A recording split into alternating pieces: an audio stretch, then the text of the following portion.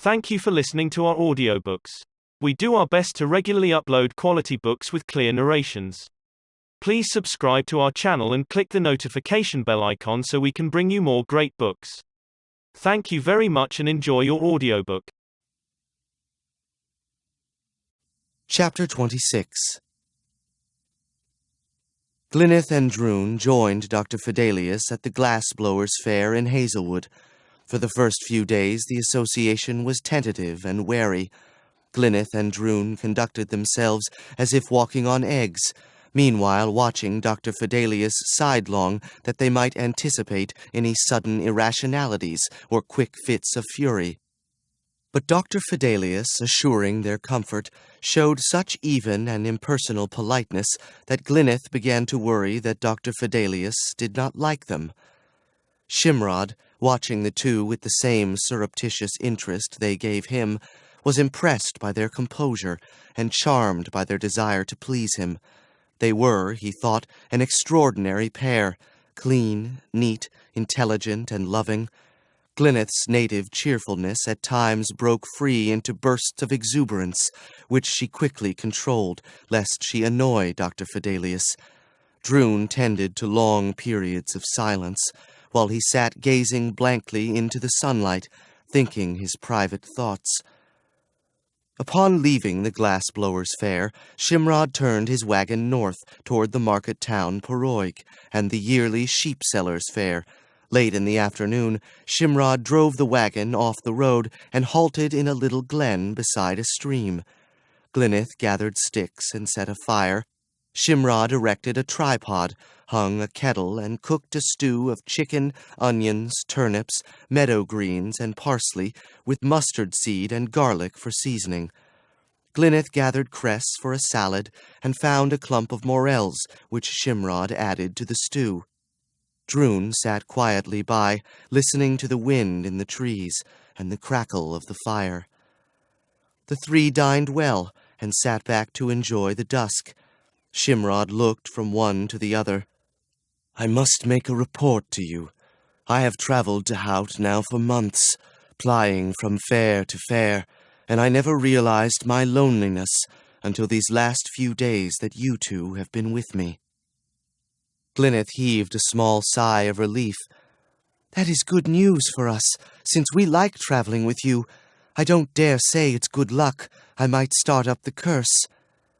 "Tell me about this curse." Drun and Glyneth told their separate tales, and together reported the events they had shared. "So now we are anxious to find Rodion, the king of all fairies, so that he may remove the curse and give Drun back his eyes." "He'll never pass the skirl of fairy pipes," said Shimrod. "Sooner or later he'll stop to listen, and rest assured, I too will keep lookout." Drun asked wistfully, "Have you ever yet seen him?" "Truth to tell, I have been watching for someone else." Glyneth said, "I know who he is, a man with sore knees, with clack and creak as he walks." "And how have you come by that knowledge?" "Because you cry out often about sore knees.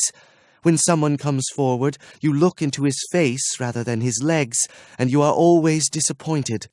You give him a jar of salve and send him away still limping." Shimrod showed a wry smile to the fire. "Am I so transparent?" "Not really," said Glyneth modestly. "In fact, I think you are quite mysterious." Shimrod now laughed aloud. "Why do you say that?" "Oh, for instance, how did you learn to mix so many medicines?" "No mystery whatever. A few are common remedies, known everywhere. The rest are pulverized bone mixed with lard or neatsfoot oil, with different flavors. They never harm, and sometimes they heal.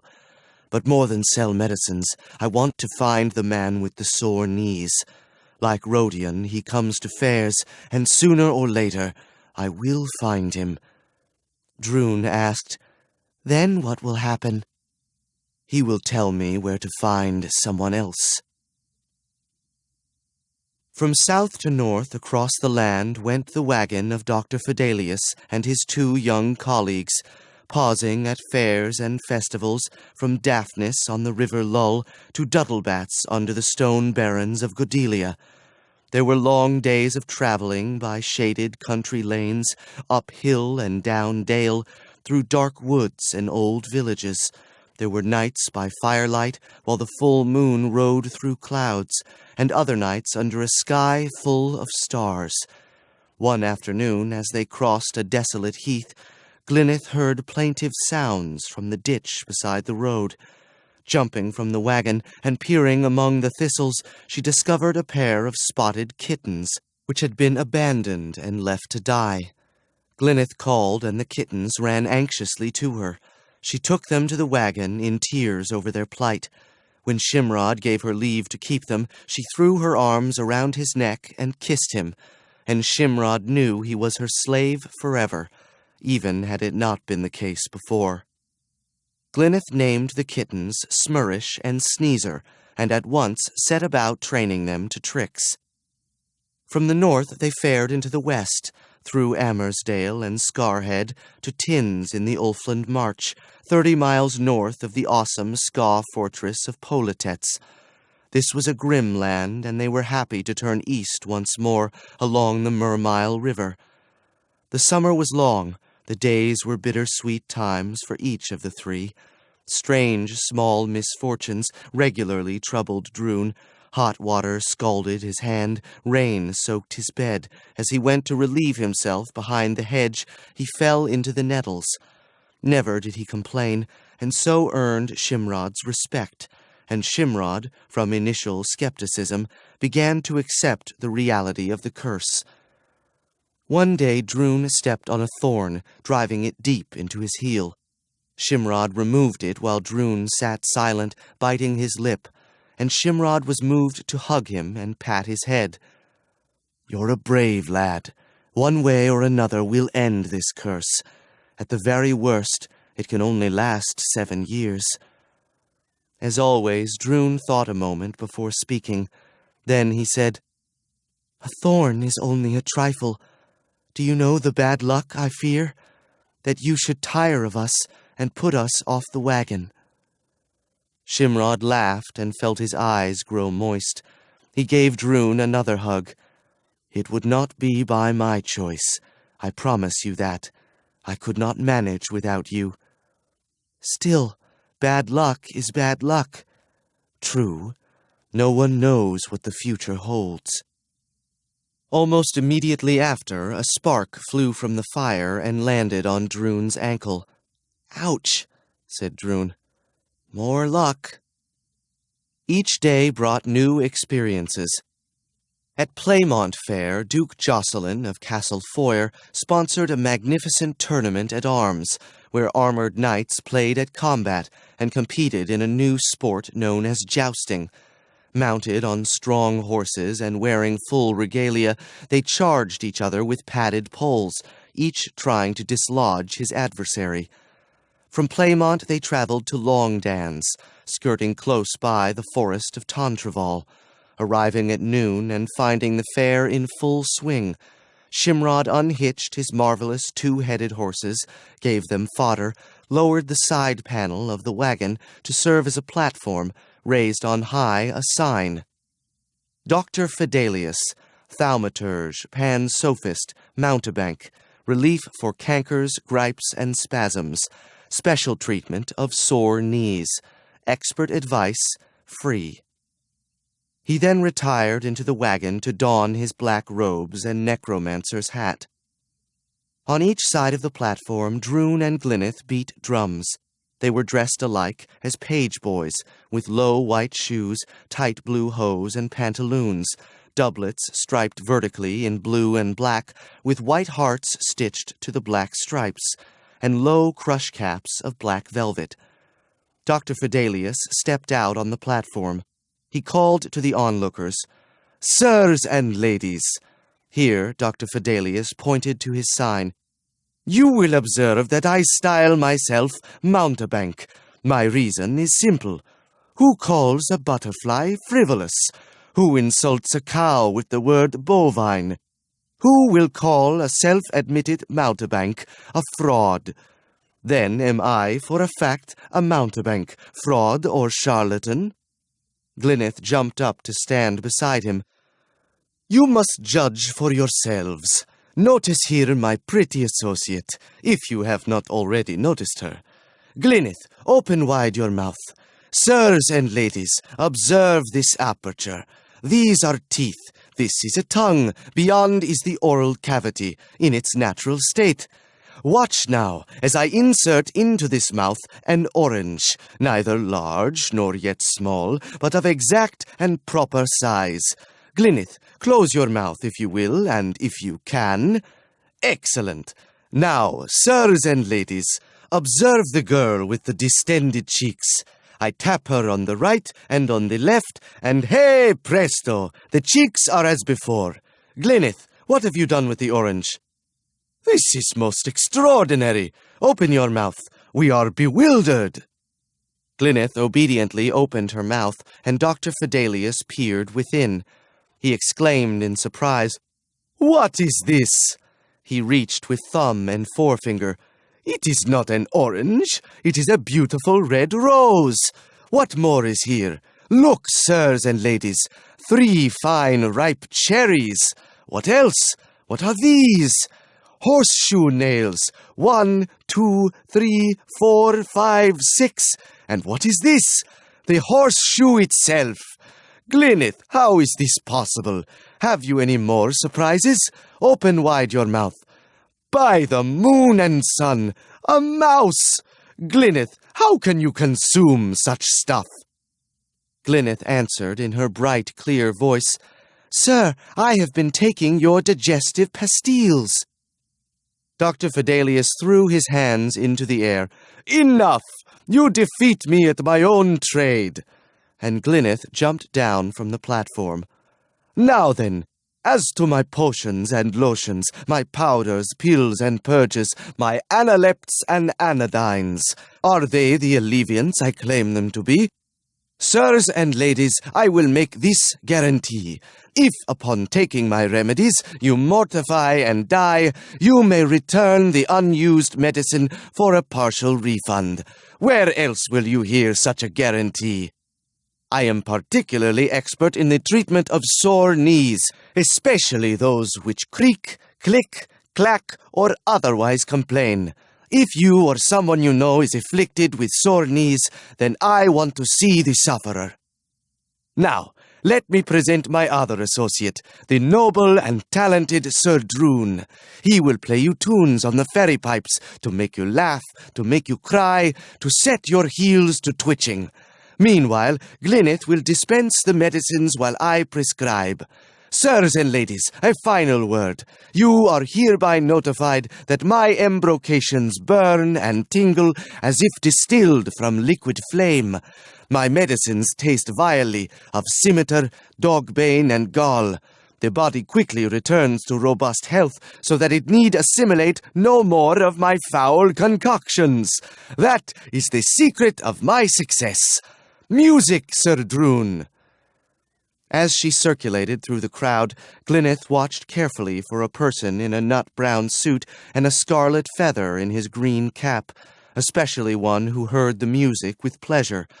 But on this sunny forenoon at Longdans, hard by the forest of Tantreval, no such person showed himself, nor did any obvious scoundrel of dark visage and long nose come to Dr. Fidelius for treatment of his sore knees. In the afternoon a breeze began to blow from the west to set the banners fluttering. Glyneth set out a table with high legs and a tall stool for Droon. From the wagon she carried a basket. As Droon played a jig on the pipes, Glyneth brought forth her black and white cats. She tapped the table with a baton, and the cats raised on their hind legs and danced in time to the music, hopping and skipping back and forth across the table, and a crowd quickly gathered. At the back, a fox-faced young man, small and dapper, seemed to be especially enthusiastic. He snapped his fingers to the music and presently began to dance, kicking this way and that with great agility. He wore, so Glyneth noted, a green cap with a long red feather. Hurriedly, she put her cats in the basket and sidled up behind the dancing man, snatched off his cap, and ran to the back of the wagon. In astonishment, the young man chased after her. "What are you up to? Give me my hat!" "No," said Glyneth, "not till you grant my wishes." "Are you mad? What foolishness is this? I can't grant wishes for myself, let alone you. Now give me my cap, or I'll have to take it from you, and beat you well in the bargain." "Never," declared Glyneth bravely. "You are Rodion. I have your hat, and I will never let it go until you obey me." "We'll see about that." The young man seized Glyneth, and they struggled until the horses snorted, reared, and showing long white teeth, lunged at the young man, who drew back in fear. Shimrod jumped down from the wagon, and the young man cried out in fury, "This girl of yours is mad! She seizes my cap and runs off with it, and when I ask for it, most civilly, she says no, and names me Rodion or something similar. My name is Tybalt. I am chandler at the village Witherwood, and I have come to the fair to buy wax. Almost instantly I am snatched hatless by a mad hoyden, who then insists that I obey her. Have you ever heard the like?" Shimrod gave his head a grave shake. "She is not a bad girl, just a bit impetuous and full of pranks." He stepped forward. "Sir, allow me." He brushed aside Tybalt's brown hair. "Glyneth, observe. This gentleman's earlobes are well developed." Glyneth looked and nodded. "That is so?" Tybalt demanded. "What is this to do with my hat?" "Allow me one more favor," said Shimrod. "Show me your hand. Glyneth, notice the fingernails. There is no trace of web, and the fingernails are not filmy." Glyneth nodded. "I see. So I may give him his hat?" "Yes, indeed, especially since the gentleman exudes the odor of bayberry and beeswax." Glyneth returned the hat. "Please, sir, forgive me my prank." Shimrod gave Tybalt a pottery jar. "With our compliments, please accept this half-gill of hair pomade, which will cause eyebrows, beard, and mustache to grow silky and fine." Tybalt departed in good spirits. Glyneth went back to her table in front of the wagon and reported her mistake to Droon, who merely shrugged and once again began to play the pipes. Glyneth again produced her cats, which hopped and danced with zeal, to the great wonder of those who halted to watch. "Wonderful, wonderful!"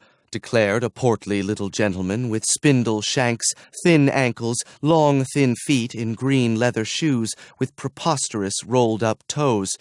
"My lad, where did you learn to play the pipes?" "Sir, it is a gift from the fairies." "What a marvel! A true gift of magic!" The wind blew a sudden gust. The gentleman's green hat whisked from his head and fell at Glyneth's feet. She picked it up and noticed the scarlet feather. Dubiously, she looked at the man who smilingly held out his hand. "Thank you, my pretty dear. I will reward you with a kiss." Glyneth looked at the outstretched hand, which was pale and plump, with small, delicate fingers. The nails were carefully tended and polished milky pink. Was this film? The flaps of skin between the fingers, was this web? Glyneth slowly looked up and met the gentleman's eyes. They were fawn brown. Sparse, sandy red hair curled past his ears. Wind lifted the hair. In fascination, Glyneth saw the lobes. They were small, no more than little dimples of pink tissue. She could not see the top of the ears. The gentleman stamped his foot. "My hat, if you please." "One moment, sir, while I brush off the dust." Sneezer and Smurish once more were popped into the basket, and Glyneth ran off with the hat. With notable agility, the gentleman bounded after her, and so maneuvered to press her back against the front of the wagon, where they could not be seen from the common. "Now, miss, my hat, and then you shall have your kiss." "You may not have your hat until you grant my wishes." "Eh? What nonsense is this? Why should I grant your wishes?" "Because, your majesty, I hold your hat." The gentleman looked at her sideways. "Who do you think I am?" "You are Rodion, king of the fairies." Ah. And what do you wish me to do?" "It is not a great deal. Lift the curse which hangs upon Drun and give him back his eyes." "All for my hat?" The portly gentleman advanced upon Glyneth with his arms wide. "Now then, my downy little duckling, I will embrace you. What a sweet little armful you are. Now for the kiss, and perhaps something more." Glyneth ducked under his arms, jumped cleverly backward and forward, and ran behind the wagon. The gentleman chased after her, calling out endearments and imploring the return of his hat. One of the horses thrust out its left head to snap viciously at the gentleman's buttocks. He only bounded the faster around the wagon, where Glyneth had halted, grinning in mingled mischief and distaste to see the portly little gentleman in such a state. "Now, my little kitten, my adorable little comfit, come for your kiss. Remember, I am King Rat-a-tat-tat, or whatever his name, and I will grant your fondest desires. But first, let us explore beneath that brave doublet." Glyneth danced back and threw the hat at the gentleman's feet. "You are not King Rodion. You are the town barber, and a saucy lecher to boot. Take your hat and welcome." The gentleman uttered a hoot of exultant laughter. He clapped the hat to his head and jumped high into the air, clicking his heels to both sides. In great glee he cried, "I tricked you! Oh-ho! What joy to befuddle the mortals! You had my hat. You might have commanded me to your service. But now—" Shimrod stepped from the shadows behind him and snatched away the hat. "But now," he tossed the hat to Glyneth, "she has the hat once more, and you must do her bidding." King Rodion stood crestfallen, his eyes round and woeful. "Take pity! Never force a poor old halfling to your will. It wearies me and causes a tumult of grief." "I am without pity," said Glyneth. She called Drun from his stool and brought him behind the wagon. "This is Drun, who lived his youth at Thripsy She." "Yes, the domain of Throbius, a merry she, and notable for its pageant." "Drun was cast out and sent away with a mordant of bad luck on his head, and now he is blind because he watched the dryads as they bathed. You must remove the curse and give him the sight of his eyes."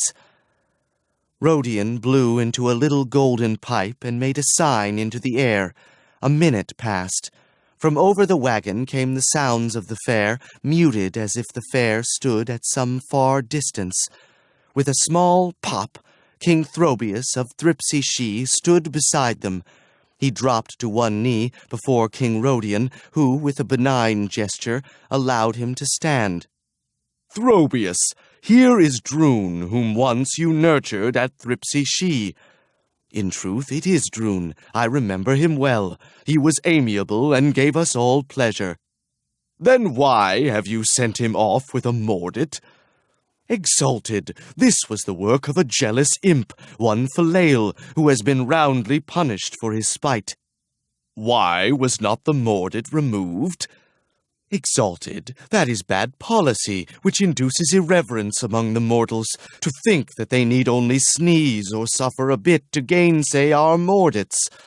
In this case it must be removed." King Throbius approached Drun and touched his shoulder. "Drun, I bless you with the bounties of fortune. I dissolve the fluxes which have worked to your suffering. Let the skites of malice who implemented these evils go twittering back to Thinsmole." Drun's face was white and pinched. He listened, showing no quiver of muscle. In a thin voice he asked, "And what of my eyes?" Throbius said courteously, "Good Sir Drun, you were blinded by the dryads. That was bad luck at its most extreme, but it was bad luck by ill chance, and not by the malice of the Mordant, and so the blinding is not our doing. It is work of the dryad Theodosia, and we cannot melt it. Shimrod spoke. Then go now to deal with the dryad Theodosia and offer her fairy favors if she will undo her magic. Ah, we captured Theodosia and another named Loris as they slept. We took them and used them at our pageant for entertainment. They became deranged with fury and fled to Arcady, where we cannot go, and in any case she has lost all her fairy force. So how will Drun's eyes be cured? Not by fairy lore, said King Rodion. It lies beyond our craft. Then you must concede another boon. I want nothing, said Drun in a stony voice. They can give me only what they took. Shimrod turned to Glyneth. You hold the hat, and you may ask a boon. What? Cried King Rodion. This is the sheerest extortion. Did I not waft King Throbius here and dissolve the Mordant? You mended a harm of your own making. That is no boon, that is mere justice. And where are the amends for his suffering? He wants none, and we never give what is not wanted. Glyneth holds the hat. You must gratify her wishes. Everyone turned to look at Glyneth. Shimrod asked her, What do you wish most? I want only to travel with you and Drun in this wagon forever. Shimrod said, But remember, all things change, and we will not ride the wagon forever. Then I want to be with you and Drun forever. That is the future, said Rodion. It lies beyond my control, unless you wish me to kill the three of you at this instant and bury you together under the wagon. Glyneth shook her head. But you can help me. My cats often disobey and ignore my instructions. If I could talk with them, they could not pretend to misunderstand. I'd also like to talk with horses and birds and all other live things, even the trees and flowers and the insects. King Rodion grunted. Trees and flowers neither talk nor listen. They only sigh among themselves. The insects would terrify you if you heard their speech and cause you nightmares. Then I can speak with birds and animals? Take the lead amulet from my hat, wear it around your neck, and you will have your wish. Do not expect profound insights. Birds and animals are usually foolish. Sneezer and Smurish are clever enough, said Glyneth. I will probably enjoy our conversations. Very well, then, said portly King Rodion. He took the hat from Glyneth's loose fingers, and with wary attention for Shimrod, clapped it on his head. The game is done. Once again I have been outwitted by the mortals, though this time it has been almost a pleasure. Throbius, return as you will to Thripsy, and I am away to Shadow Thon. King Throbius held up his hand. One last matter. Perhaps I can make amends for the Mordant. Drun, listen to me. Many months ago, a young knight came to Thripsy She and demanded to know all knowledge concerning his son Drun.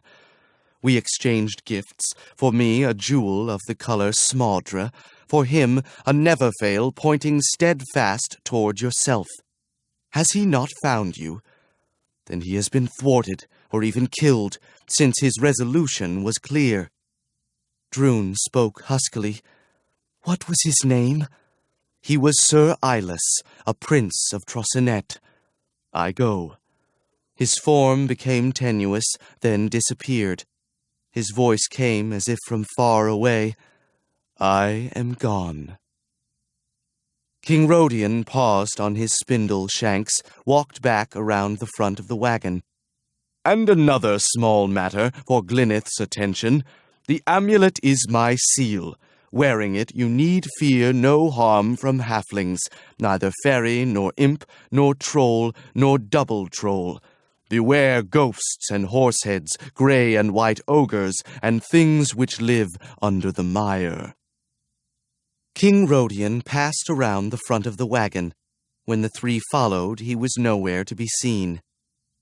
Glyneth went for her cat basket, which she had stowed on the wagon's front seat, to find that Smurish had pried the cover ajar and had almost gained his liberty.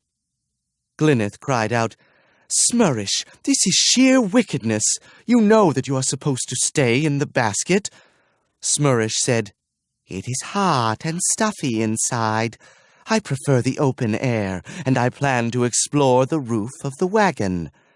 "All very well, but now you must dance and entertain the folk who watch you in admiration." "If they admire me so much, let them do their own dancing. Sneezer is equally earnest in this regard. We only dance to please you." "That is sensible, since I feed you the finest milk and fish. Surly cats must make do with bread and water." Sneezer, listening from within the basket, called out quickly, "Have no fear. If dance we must, then dance we will. Though for the life of me I can't understand why. I care not a fig for those who stop to watch." The sun died on a couch of sultry clouds. Outriders slid overhead to cover the evening sky, and darkness came quickly to Long Dan's common. Dozens of small fires flickered and guttered in the cool, damp breeze, and the peddlers, merchants, and booth tenders huddled over their suppers, eyes askance at the dismal sky, dreading the prospect of a rain which would drench them and their wares.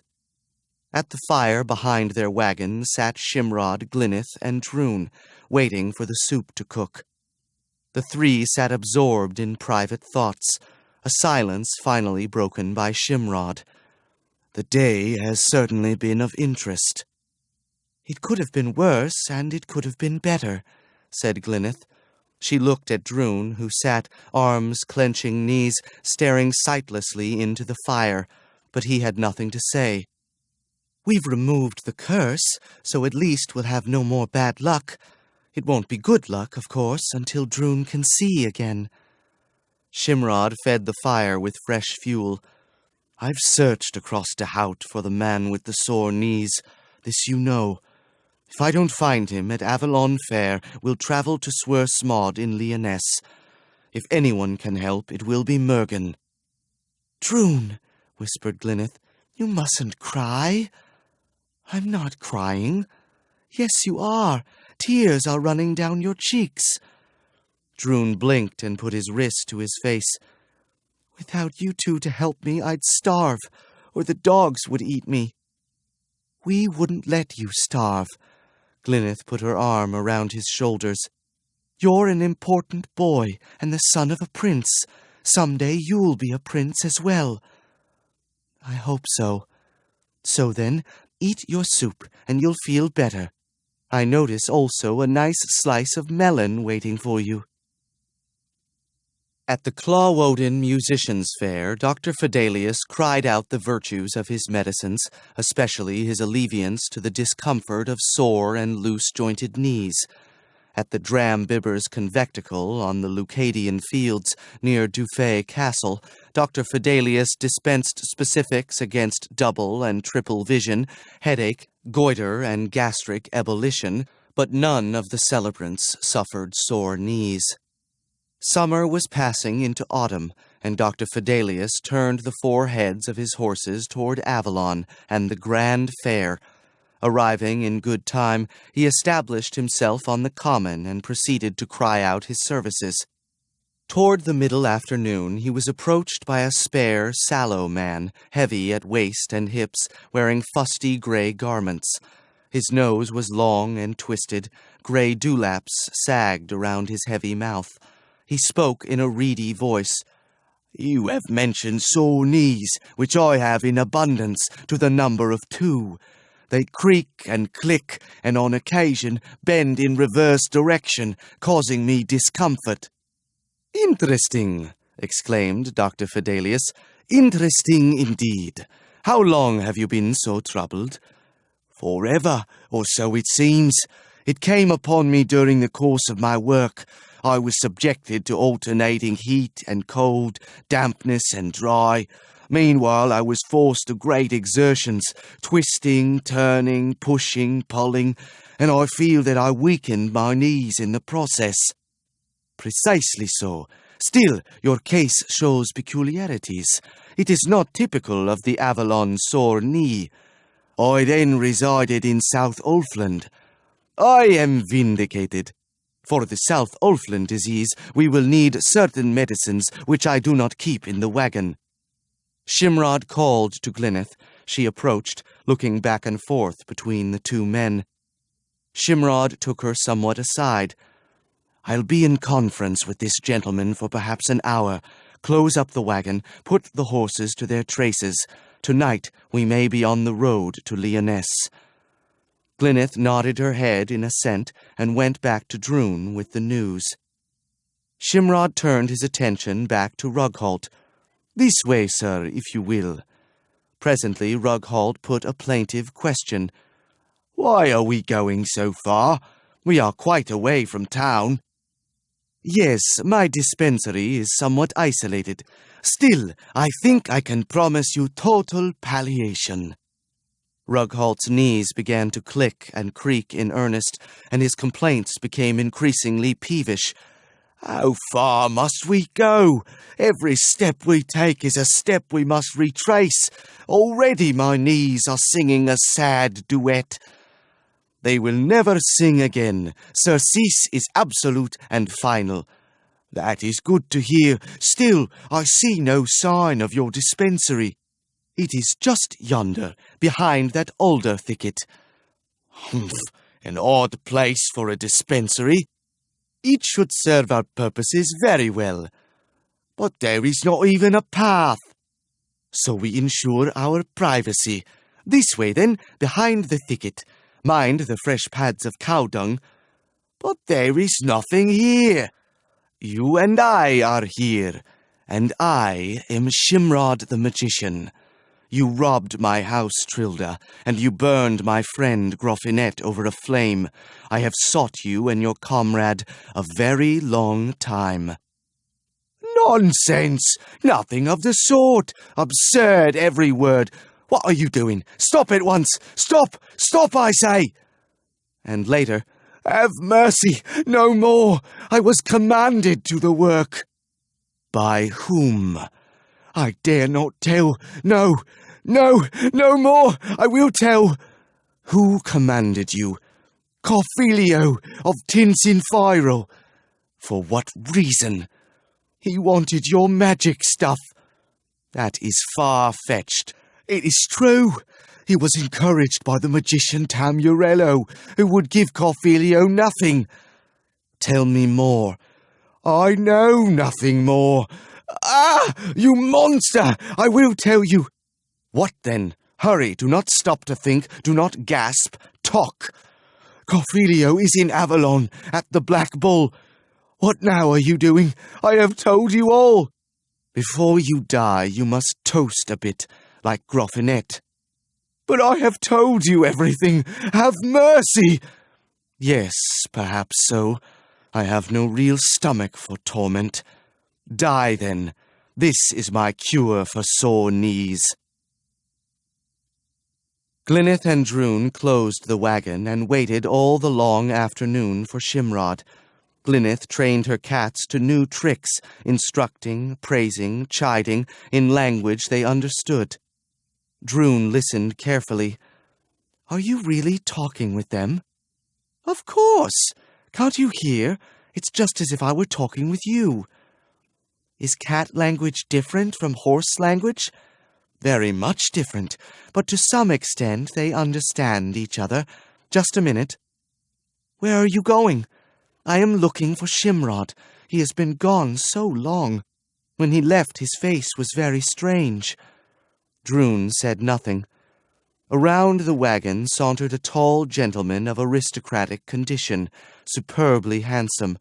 His black hair hung in lustrous curls.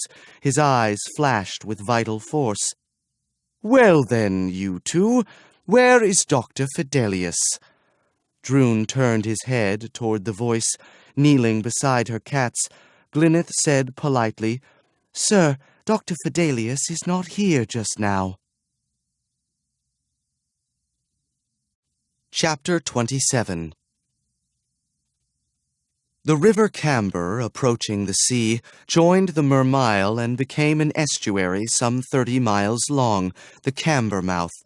Tides, swirling currents, seasonal fogs, and sandbars, which appeared and disappeared with changes of weather, made for uncertain navigation in and out of Avalon Harbor.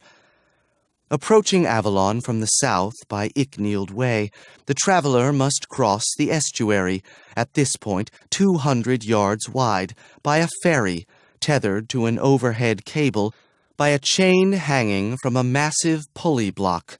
At the south, the cable was secured to the top of Cogstone Head, beside the lighthouse. At the north, it terminated at a buttress of concreted stone on River Scarp. The cable crossed the estuary at a skewed angle. The ferry leaving Cogstone Landing was thereby propelled by the flooding tide across the estuary to the dock at Slange, under River Scarp. 6 hours later, the ebbing tide thrust the ferry back to the south shore. Ilus and his companions, riding north along Icknield Way, arrived at Cogstone halfway through the afternoon. Riding over the Cogstone Ridge, they paused to overlook the wide view which suddenly spread before them, the Camber mouth extending in a sinuous curve to the west, where it seemed to brim over the horizon, the estuary to the east spreading wide to join the Cantabrian Gulf. The tide was at the turning. The ferry lay at Cogstone Landing. Ships, finding a fair inshore wind, drove into the estuary with all canvas spread, including a large 2-masted felucca flying the flag of Trosinet. As they watched, it edged toward the northern shore and docked at Slange. The three rowed down the road to the landing where the ferry waited departure only upon full flood of the tide. Ilus paid toll for the passage, and the three rowed aboard the ferry. A heavy scow, 50 feet long and 20 feet wide, well loaded with wagons, cattle, peddlers, and mendicants on their way to the fair, a dozen nuns from Wanish Isle Convent on pilgrimage to the Holy Stone brought by St. Columba from Ireland. At Slange, Ilus went to the Troyes felucca for news, while his friends waited. He came riding back in a state of despondency. He brought out the Neverfail and exclaimed in frustration as the tooth pointed north. "In truth," declared Ilus, "I don't know what to do." Yane asked, "So then, what is the news from Trosinet?" "They say King Ospro lies sickly in his bed. If he dies and I am not on hand, then Truin will be crowned king, which is as he planned. I should be riding full speed south at this instant, but how can I with Droon my son to the north?" Cargus, after a moment's thought, said, "You cannot ride south in any event until the ferry takes you back to Cogstone. Meanwhile, Avalon is an hour's ride north, and who knows what we will find." "Who knows? Let us be off." The three rode hard along the final miles of Icknield Way, between Slange and Avalon, arriving by a road which bordered the common.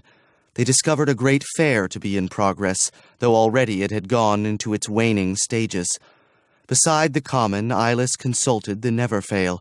The tooth pointed north to a target across the common, and perhaps beyond.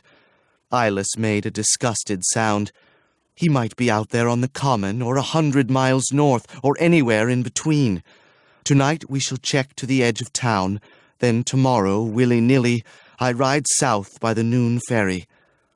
"That is good strategy," said Yane, "and even better if we were able to find lodging for the night." "The Black Bull yonder seems appealing," said Cargus. "A mug of bitter ale, or even 2, will not come amiss." "The Black Bull, then, and if luck is with us, there will be room to lay down our bodies." At their request for lodging, the innkeeper first held out his hands in despair, then was nudged by one of the porters. "The Duke's room is open, sir. The company never arrived." "The Duke's room, then? Why not? I cannot hold a choice lodging the whole night through." The landlord rubbed his hands together. "We call it the Duke's room because Duke Snell of Snelldyke honored us with his custom, and not 12 years ago. I'll take silver for the rent during the grand fair, and for the Duke's room we ask a premium fee." Eyeless paid over a silver florin. "Bring us ale out under the tree." The three sat at a table and refreshed themselves in the cool breeze of late afternoon. The throngs had dwindled to a trickle of latecomers hoping to drive hard bargains, and scavengers. Music was quiet. Vendors packed their goods. Acrobats, contortionists, mimes, and jugglers had gone their ways. The grand fair formally ended on the morrow, but already pavilions were being struck and booths disassembled. Carts and wagons trundled off the common to the road, and so away, to north, east, south, and west. In front of the Black Bull passed the flamboyant wagon of Dr. Fidelius, drawn by a pair of black two-headed horses and driven by a dashing young gentleman of striking appearance. Yane pointed in amazement at the horses. "See the marvels! Are they freaks or works of magic?"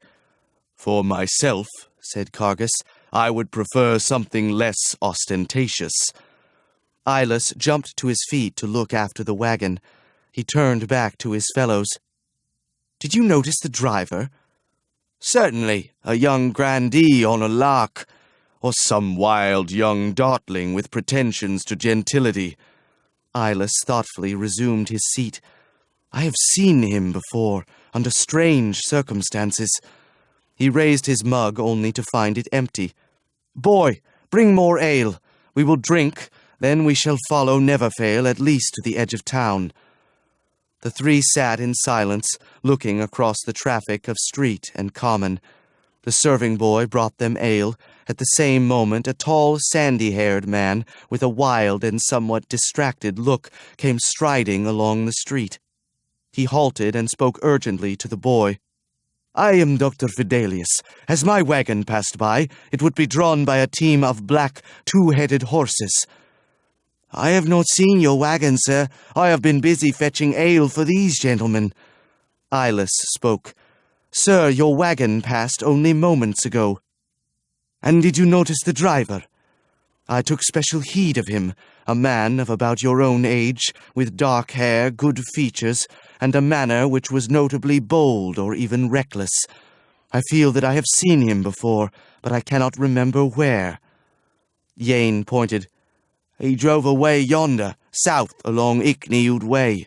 "Then he will be stopped at Cambermouth." He looked back to Eyeless. "If I used the name of Ford Carfilio, would that bring shape to your memory?" "It would indeed." Eyeless thought back across an age of toil, flight, and wandering. "I saw him once at his castle." "You have verified my worst fears. Boy, can you get me a horse?" "I can go to the ostler, sir. The better the horse, the more coin he will ask." Shimrod tossed a gold crown upon the table. "Bring his best, and in haste." The boy ran off. Shimrod sat upon a bench to wait. Eyeless appraised him sidelong. "What when you catch him at Slange?" "I will do what must be done." "You will have your hands full. He is strong and no doubt well armed." "I have no choice. He has kidnapped 2 children who are dear to me, and he might well do them harm." "I would believe anything of Carfilio," said Eyeless. He considered his own circumstances and came to a decision. He rose to his feet. "I will ride with you to Slange. My own quest can wait an hour or 2. The Neverfail still dangled from his wrist. He glanced at the index, then again incredulously. "Look you at the tooth. Now it points south." Eyeless turned slowly to Shimrod. "Carfilio drove south with 2 children. What are their names?" "Glyneth and Droon." The 4 men rode south in the light of the westering sun. and folk along the road, hearing the pound of hooves, moved to the side to let the riders pass, then turned to wonder why men should ride so hard at sundown along Icknield Way. Across the heath rode the four and up riverside heights, where they drew their snorting horses up short. The camber mouth glared incandescent in the light of the setting sun. The ferry had not waited for full ebb. In order to make full use of daylight, it had left Slange at the turn of the tide, and already was halfway across the river. Last aboard was the wagon of Dr. Fidelius. A man standing at the side of the wagon might have been Fode Carfilio. The four rode down the hill to Slange to learn that the ferry would turn north sometime after midnight, when the tide was once more at flood and would not cross to Cogstone Landing until sunrise. Ilas asked the dock attendant, "Is there no other way across the water?" "Not with your horses, no indeed, sir." "Then can we cross afoot, and at once?" "Nor neither afoot, sir. There's no wind to fill a sail, and no one would row you across with the current at full ebb, neither for silver nor gold. He'd end up at Wanish Isle, or beyond. Come back by sunrise, and ride in comfort." Back on the heights, they watched the ferry dock at Cogstone. The wagon rolled ashore, moved up the road, and out of sight into the dusk. "There they go," said Shimrod flatly. "We can't hope to catch them now. The horses will run all night. But I know his destination. Tinsinfirel? First he will stop at Feroli to visit the magician Tamurello." "Where is Feroli?" "In the forest, not too far away. I can communicate with Tamurello from Avalon through one Triptomologius. At the very least, he will see to the safety of Glyneth and Droon if Carfilio brings them to Feroli. Meanwhile, they are at his mercy." "So they are." Icknield Way, parchment pale in the moonlight, crossed a land dark and silent, with no glimmer of light to be seen on either hand.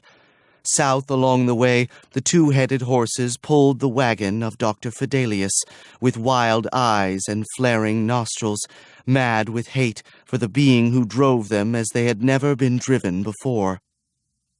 At midnight, Carfilio pulled to a halt beside a stream. As the horses drank and cropped grass beside the road, he went to the back of the wagon and opened the door. "How goes it in there?"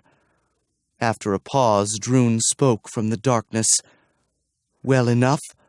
If you want to drink or ease yourselves, come down, but try no tricks, as I lack patience." Glyneth and Droon whispered together and agreed that there was no reason to ride in discomfort. Warily they descended from the back of the wagon. Carfilio allowed 10 miles, then ordered them back into the wagon. Droon went first, silent and stiff with anger. Glyneth paused with one foot on the bottom step of the ladder. Carfilio stood with his back to the moon. She asked, "Why have you kidnapped us?" "So that Shimrod works no magic against me." Glyneth tried to keep her voice from trembling. "Are you planning to set us free?" "Not immediately." "Get in the wagon." "Where are we going?" "Into the forest, then away to the west." "Please, let us go." Carfilio studied her where she stood full in the moonlight. A pretty creature, thought Carfilio, fresh as a wildflower. He said lightly, "If you behave nicely, then nice things will happen to you. For now, into the wagon with you." Glyneth climbed into the wagon, and Carfilio closed the door. Once more the wagon set off along Icknield Way. Glyneth spoke into Droon's ear. "This man frightens me. I'm sure that he is Shimrod's enemy."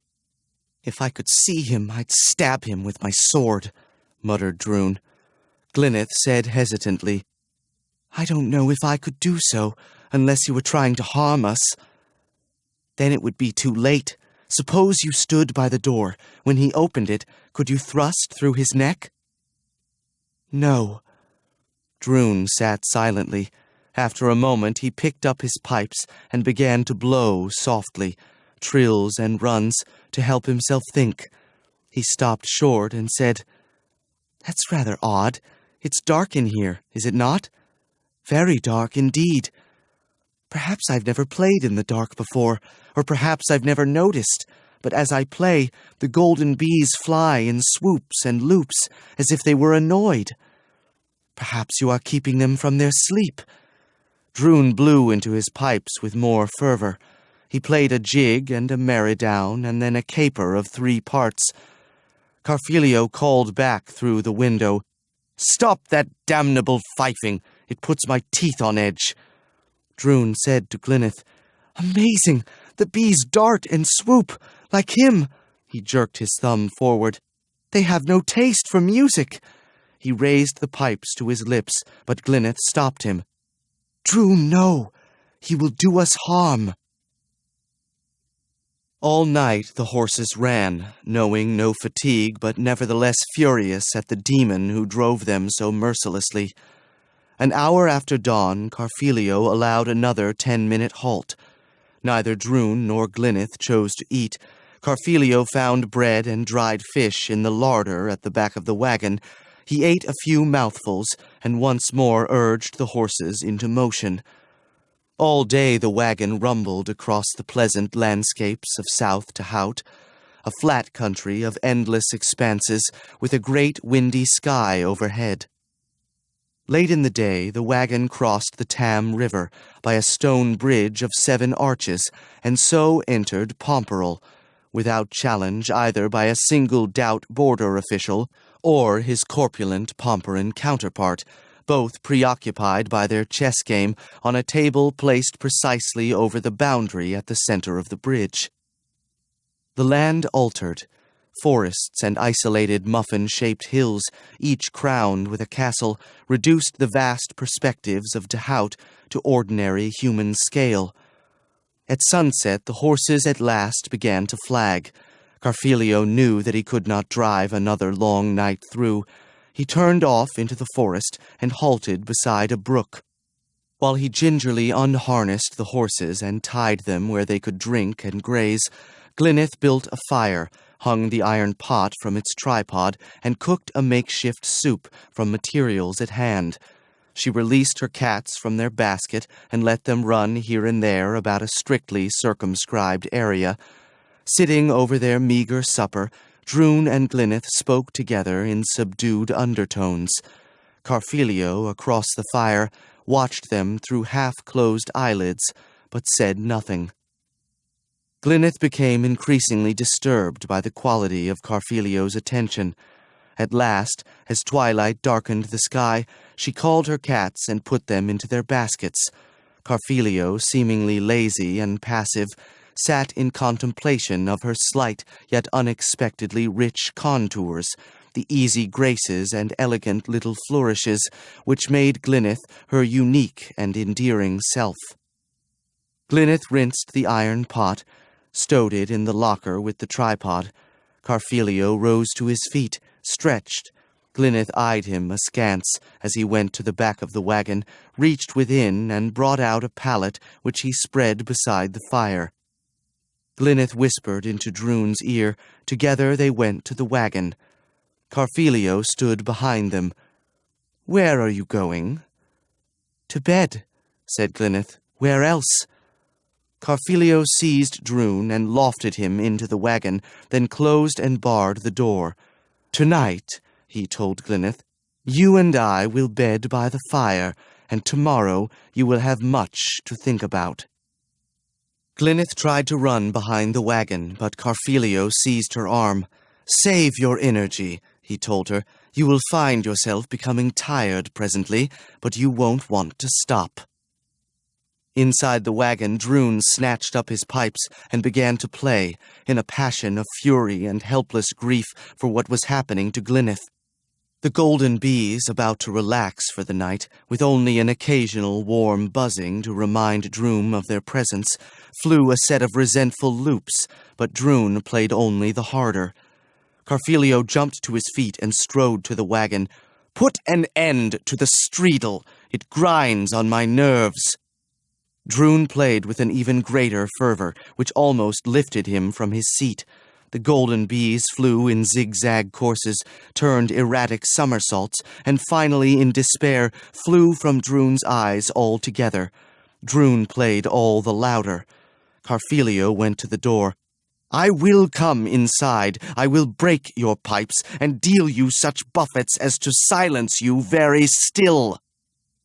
Droon played on, and the piping excited the bees so that they flew back and forth across the wagon, careening from side to side. Carfelio raised the bar from the door. Droon put down the pipes and spoke. "Dasenak, to hand!" Carfelio threw open the door. The bees flew out and struck his face. He recoiled, and so saved his life, as the blade hissed past his neck.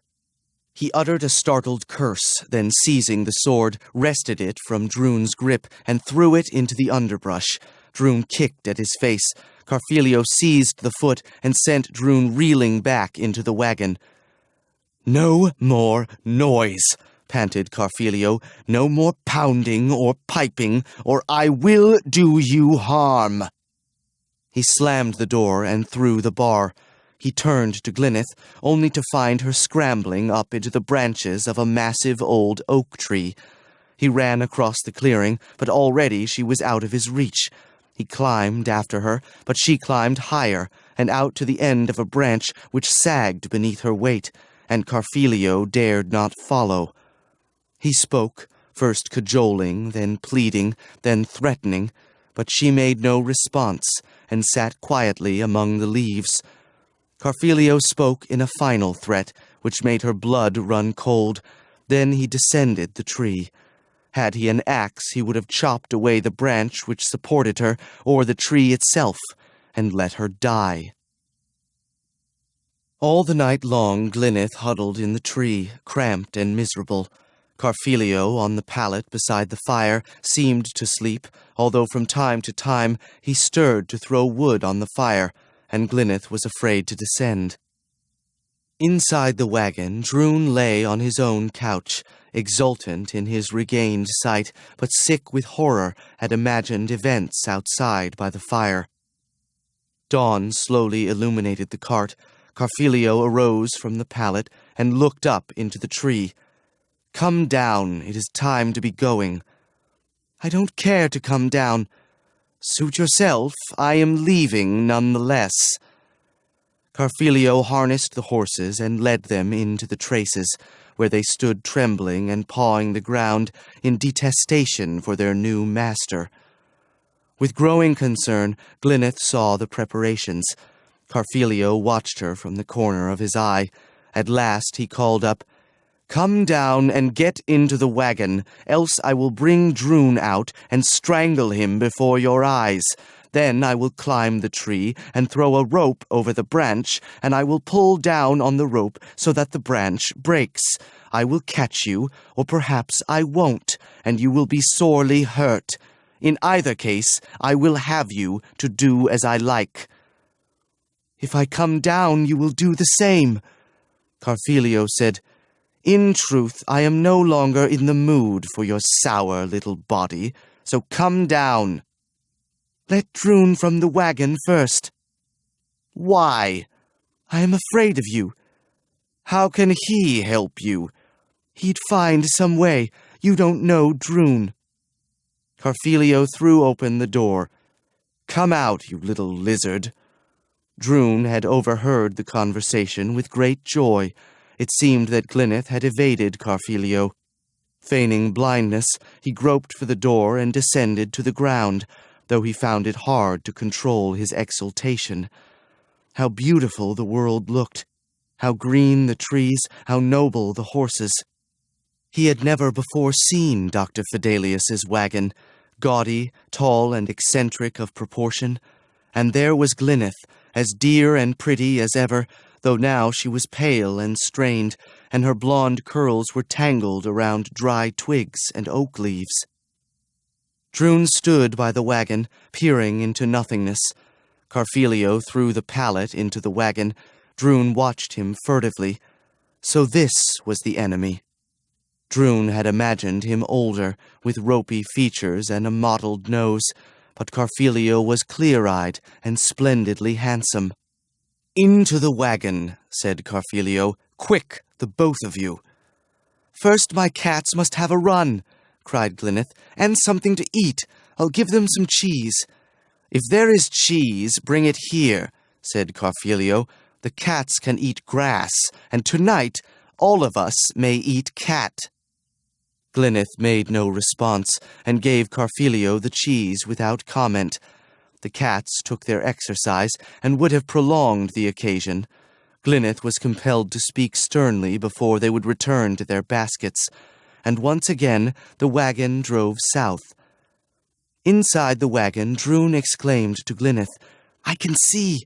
Last night the bees flew from my eyes. They are as good as ever. My eyes, not the bees." "Shh!" said Glyneth. "That is wonderful news, but we must not let Carfelio know. He is as crafty as he is terrible." "I will never be sad again," said Drun. "No matter what happens, I will think back to the time when the world was dark." "I would feel happier if we were riding with someone else," said Glyneth wistfully. "I spent all last night in a tree." "If he dares touch you, I will cut him in pieces," declared Drun. "Don't forget, I can see now." "Perhaps it won't come to that. Tonight he may be thinking of other things.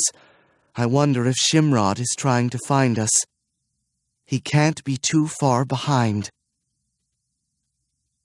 The wagon rolled south, and an hour after noon arrived at the market town Honriot, where Carfelio bought bread, cheese, apples, and a jug of wine. In the center of Honriot, Icknield Way crossed the east-west road. Carfelio drove to the west, urging the horses to ever greater speed, as if he too anticipated the coming of Shimrod. Snorting, shaking their manes, heads low to the ground or sometimes raised on high, the great black horses plunged west, their soft tiger feet thrusting back the ground. Behind trundled the wagon, wheels bounding, the body swaying on its long laminated easy-ways. Occasionally Carfelio used his whip, cracking it upon the glistening black haunches, and the horses tossed their heads in rage. "Take care! Take care!" they cried back. "We obey the instruction of your reins because that is the way it must be, but do not presume, or we might turn and rear over you and flail down our great black feet and drag you to the dirt and stamp you into the ground. Hear and have a care!" Carfelio could not understand their speech and used the whip as suited his pleasure, and the horses tossed their heads in ever-mounting fury. Late in the afternoon, the wagon passed King Duel's summer palace. For the day's entertainment, King Duel had ordained a pageant entitled Birds of Fantasy. With great artistry, his courtiers had bedecked themselves in black and white feathers to simulate imaginary seabirds. Their ladies had been allowed more latitude, and they promenaded along the green sward in total avian extravagance, using the plumes of ostrich, egret, lyrebirds, peacocks, and vesperals. Some wore confections of pale green, others cerise, or mauve, or golden ochre, a prospect of the most gorgeous complexity, and one enjoyed to its fullest by Mad King Duel, who sat on a tall throne, costumed as a cardinal, the only red bird of the pageant. He was enthusiastic in his praises, and called out compliments, pointing with tip of his red wing. Carfelio, recalling his previous encounter with King Duel, pulled the wagon up short. He considered a moment, then descended and called Glyneth down to the road. He instructed her in terms which admitted of neither argument nor flexibility. She lowered the side panel to make a platform, brought out her basket, and with Drun playing the pipes, set her cats to dancing. The ladies and gentlemen in their remarkable finery came to watch. They laughed and clapped their hands, and some of them went to call King Duel's attention to the novel exercises. King Jewel presently stepped down from his throne and sauntered across the sward to watch the display. He smiled and nodded, but he was not altogether uncritical.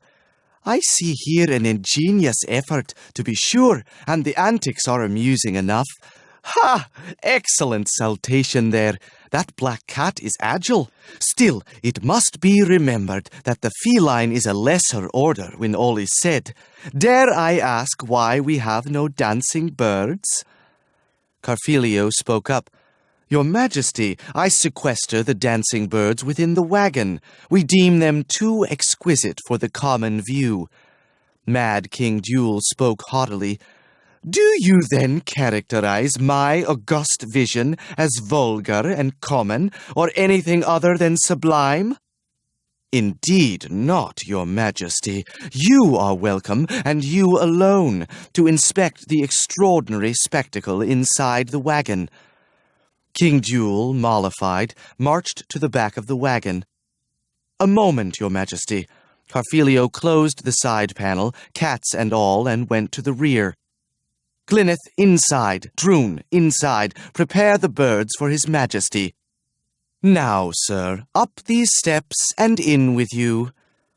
He closed and barred the door, and climbing to the front seat, drove away at a mad gallop. The befeathered ladies looked after in puzzlement. Some of the men ran a few steps along the road, but were impeded by their black and white plumage, and so, with wings trailing, they returned to the sward before the summer palace, where they tried to fit some pattern of logic upon the occurrence. Within the wagon, King Jewel shouted out orders. "Halt this vehicle at once! I see no birds whatever! This is a most insipid prank!" Carfelio called down through the window, "In due course, Your Majesty, I will halt the wagon. Then we shall discuss the plumes and quills that you decreed for my backside." King Jewel became silent, and for the rest of the day made only fretful clucking sounds. The day drew toward a close. In the south appeared a line of low gray hills. An outlying arm of Forest Tantreval lay dark across the north. Peasant huts became rare, and the land tended toward the wild and melancholy. At sunset, Carfelio drove the wagon across a meadow to a copse of elms and beeches. As before, Carfelio unharnessed the horses and put them to graze on a long tether, while Glyneth cooked the supper. King Jewel refused to leave the wagon, and Drun, still feigning blindness, sat on a fallen log.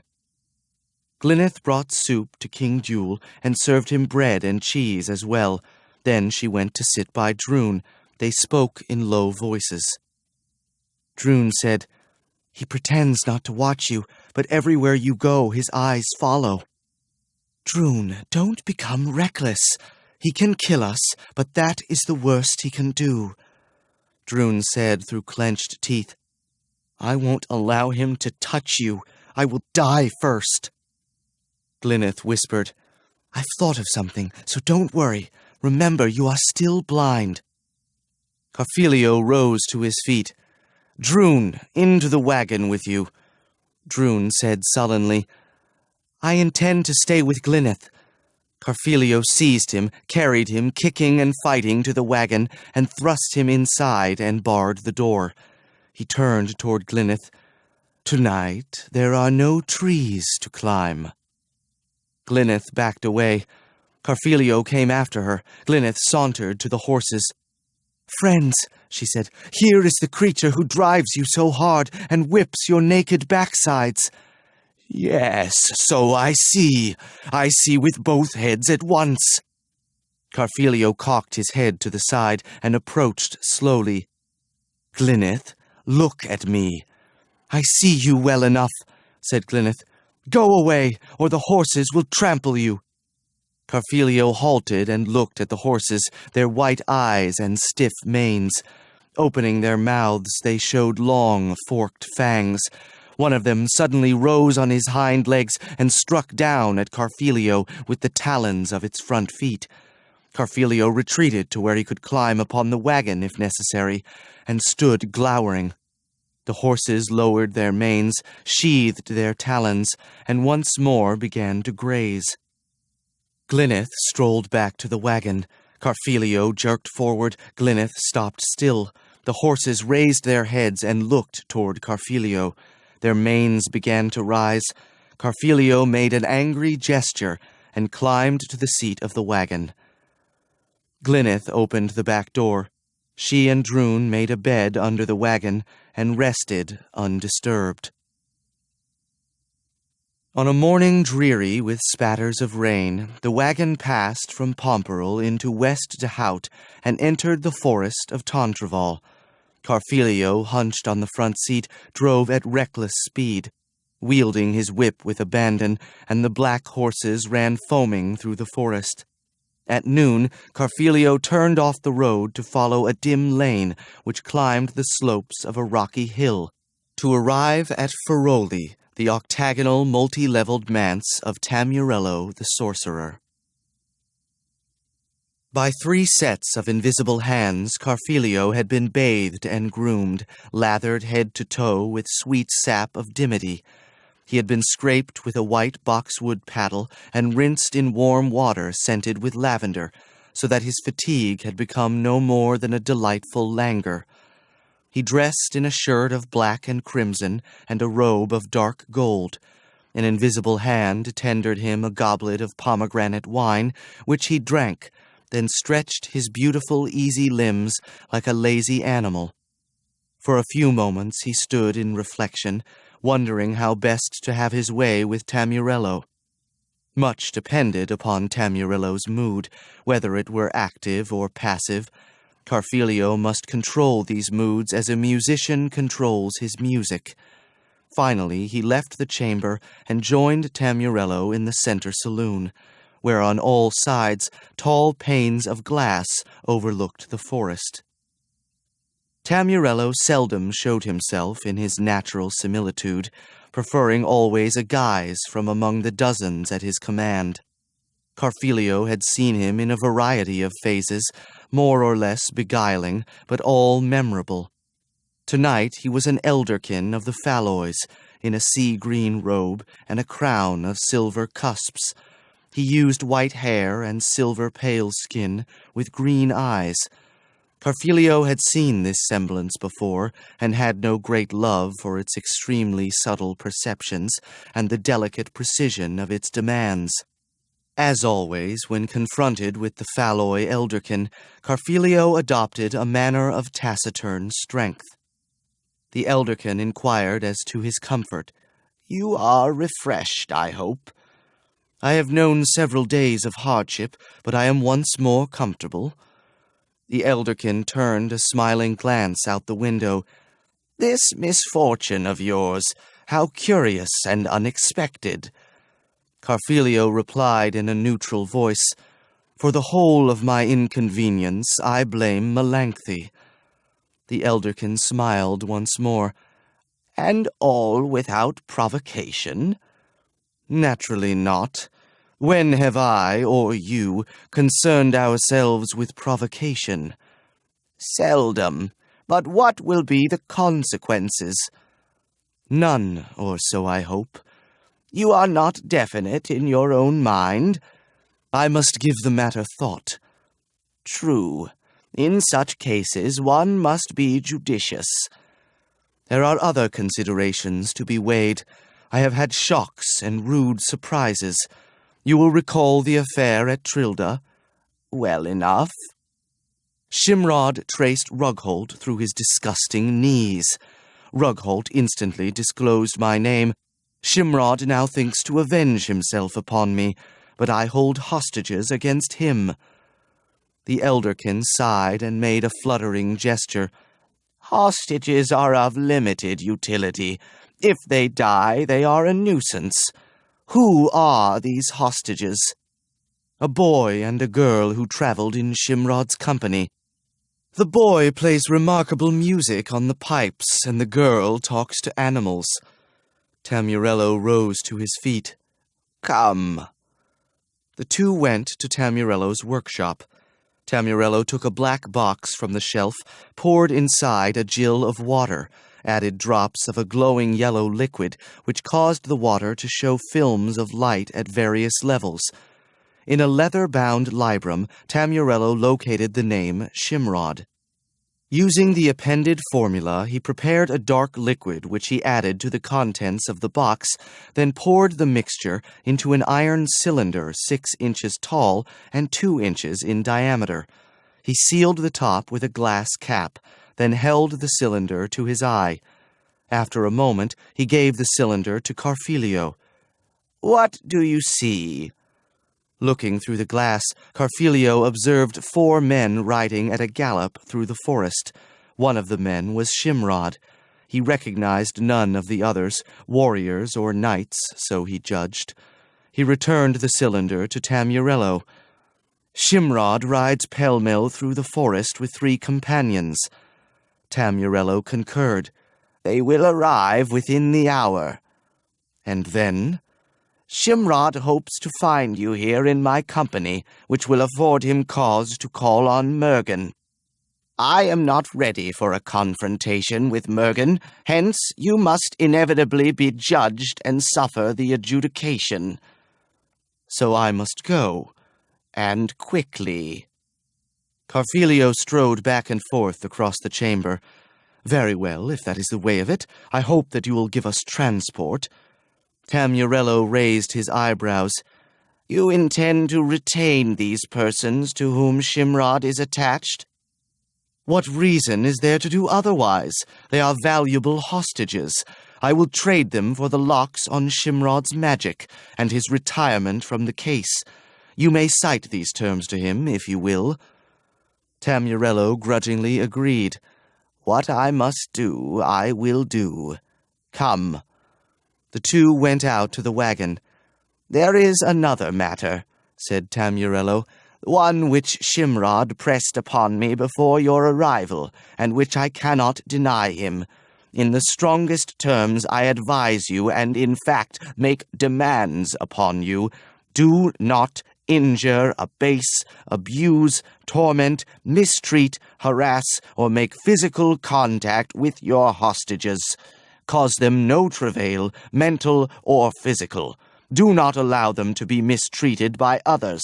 Do not neglect them to their detriment or discomfort. Do not facilitate, nor suggest, nor by any act of omission allow them to suffer misfortune or hurt or molestation, accidental or otherwise. Ensure their comfort and health. Provide—" "Enough, enough!" croaked Carfilio in anger. "I understand the gist of your remarks. I must treat the 2 children like honored guests." "Exactly so. I do not choose to answer for harms done by you, from frivolity, lust, mischief, or spite, and Shimrod has made these demands upon me." Carfilio controlled the tumult of his feelings. He spoke in a terse voice. "I understand your instructions, and they shall be implemented." Tamurello circled the wagon. He rubbed the wheels and the rims with a blue jade talisman. He went to the horses, lifted their legs, and wiped their feet with the stone. They stood trembling and rigid to his touch, but recognizing his power, pretended not to see him. Tamurello wiped the horses' heads, flanks, haunches, and bellies with the stone, then rubbed the sides of the wagon. "Now you are ready. Be off with you and away. Shimrod approaches fast. Fly low, fly high, but fly to Tinsinfiral." Carfilio jumped to the driver's seat, took up the reins. He raised his hand to Tamurello, snapped the whip. The horses lunged forward into the air. Westward over the forest careened the wagon of Dr. Fidelius, high above the highest treetops, and folk of the forest looked up in awe at the 2-headed horses plunging across the sky, with the tall wagon trundling behind. Half an hour later, 4 horsemen arrived at Ferroli. They dismounted from their horses to stand swaying, limp with fatigue and frustration, for already, through Neverfail, they knew that Shimrod's wagon had gone. A chamberlain came from the manse. Your wishes, noble sirs. Announce us to Tamurello, said Shimrod. Your names, sir. He expects us. The chamberlain withdrew. At one of the windows, Shimrod glimpsed a moving shadow. He watches us and listens, Shimrod told the others. He decides which guise he will show us. The life of a wizard is a strange one, said Cargus. Yane asked in wonder, Is he ashamed of his own face? Few have seen it. He has heard enough. Now he comes. Slowly, step by step, a tall man approached from the shadows. He wore a suit of silver chain, the mesh so fine as to be near invisible, a jupon of sea-green silk, a helmet surmounted by 3 tall prongs like the spines of a fish. From the brow hung a row of silver chains concealing the face below. At a distance of 10 feet, he halted and folded his arms. I am Tamurello. You know why we are here. Call back Carfelio with the 2 children he has kidnapped. Carfelio has come and gone. Then you are his accomplice and share his guilt. From behind the chains came a low laugh. I am Tamurello. For my deeds I accept neither praise nor blame. In any case, your quarrel is with Carfelio, not with me. Tamurello, I have no patience for empty words. You know what I require of you. Bring Carfelio back with my wagon and the 2 children he holds captive. Tamurello's response came in a deeper, more resonant voice. Only the strong should threaten. Empty words again. Once more, order Carfelio to return. Impossible. You have expedited his escape from me. You thereby take responsibility for Glyneth and Droon. Tamurello stood silent, arms folded. The 4 men felt his slow inspection from behind the silver chains. Finally, he said, You have delivered your message. You need not delay your going. The 4 men mounted their horses and departed. At the edge of the glade, they paused to look back. Tamurello had returned into the manse. In a hollow voice, Shimrod said, So there we have it. Now we must deal with Carfelio at Tinsinfiral, temporarily at least. Glyneth and Droon are safe from physical harm. Ilas asked, What of Mergen? Will he intercede? It is not so easy as you might think.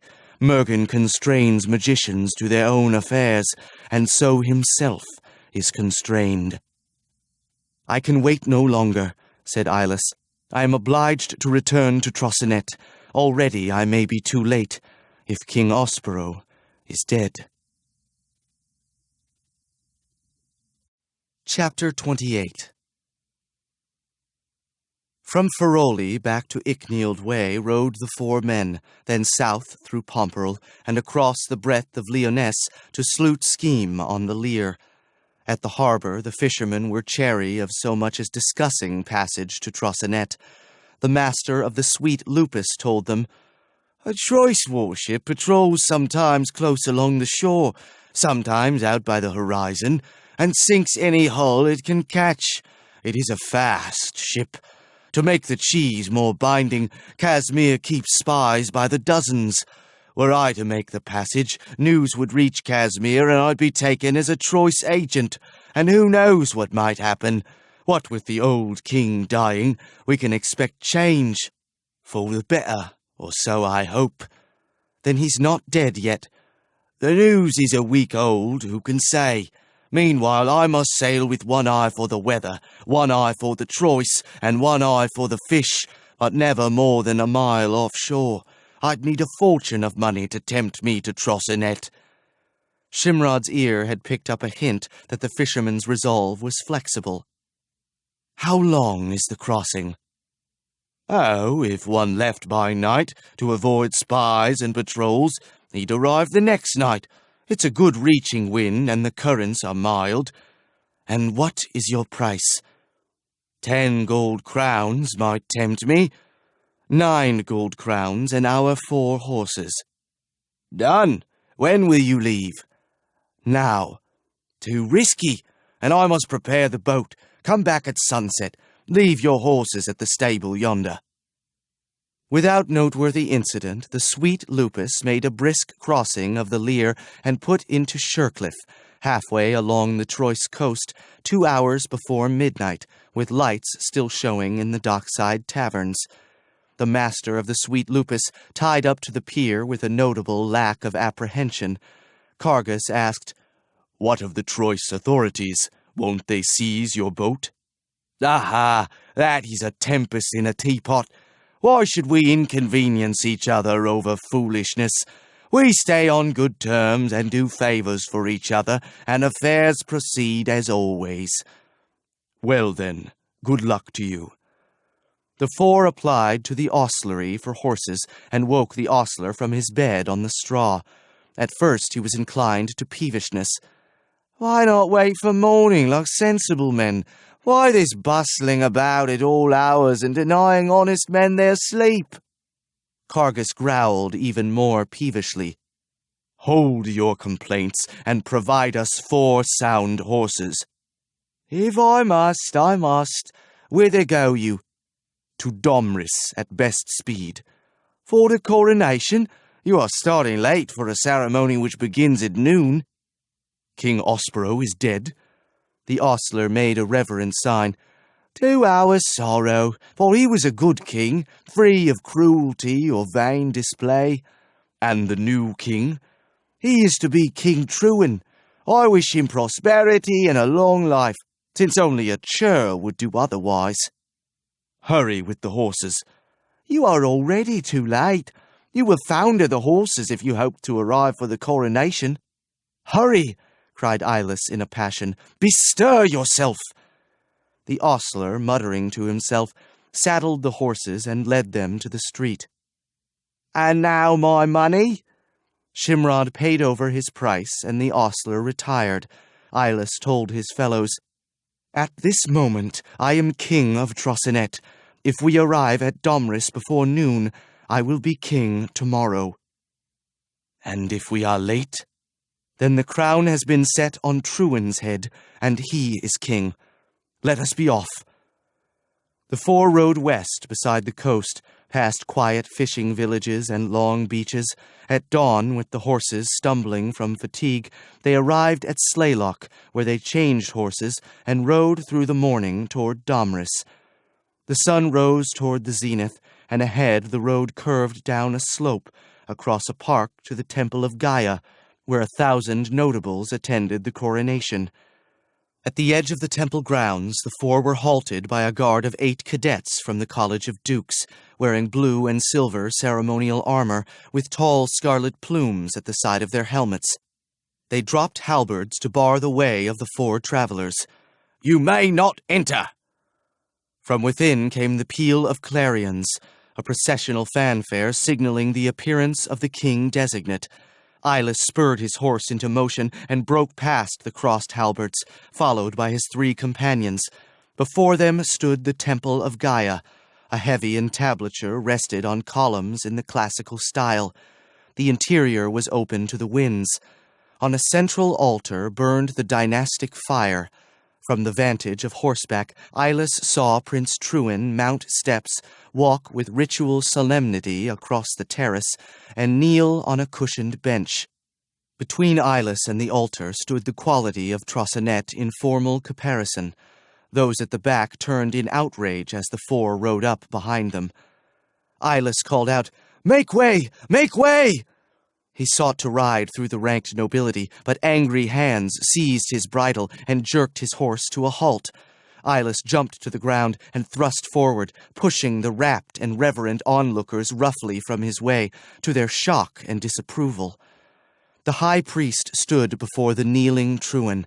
He held high the crown and uttered a sonorous benediction in the ancient Danan tongue. thrusting, dodging, sidestepping, careless of whom he shouldered aside, striking down the aristocratic arms which reached to stay him, swearing and gasping, Eyeless gained the steps. The high priest brought forward the ceremonial sword and placed it before Trewin, who, as custom ordained, placed his hands on the crosspiece of the handle. The priest scratched Trewin's forehead with a knife, drawing a drop of blood. Trewin, bowing his head, pressed the blood to the sword handle, to symbolize his will to defend Trosinet with blood and steel. The priest raised the crown on high and held it over Trewin's head as Eyeless gained the steps. 2 guards rushed to seize him. Eyeless pushed them aside, ran to the altar, thrust the high priest's arm aside before the crown could touch Trewin's head. "Stop the ceremony! This is not your king!" Trewin, blinking in confusion, rose to his feet and, turning, looked into Eyeless's face. His jaw dropped, his eyes widened. Then, feigning outrage, he cried out, "What means this sorry intrusion? Guards, drag off this madman. He has committed sacrilege. Take him outside and cut him loose from his head." Eyeless pushed the guards aside. He called out, "Look at me. Do you not know me? I am Prince Eyeless." Trewin stood heavy-browed and indecisive, his mouth twitching and red spots burning in his cheeks. At last he called out in a nasal voice, "Eyeless drowned at sea. You can't be Eyeless. Guards, hither! This is an impostor!" "Wait!" A portly old man, wearing a suit of black velvet, slowly climbed the steps. Eyeless recognized Sir Esti, who had been seneschal at the court of King Grannis. Sir Esti gazed a moment into Eyeless's face. He turned and spoke to the assembled nobility, who had now pressed forward to the steps. "This is no impostor. This is Prince Eyeless." He turned to stare at Trewin.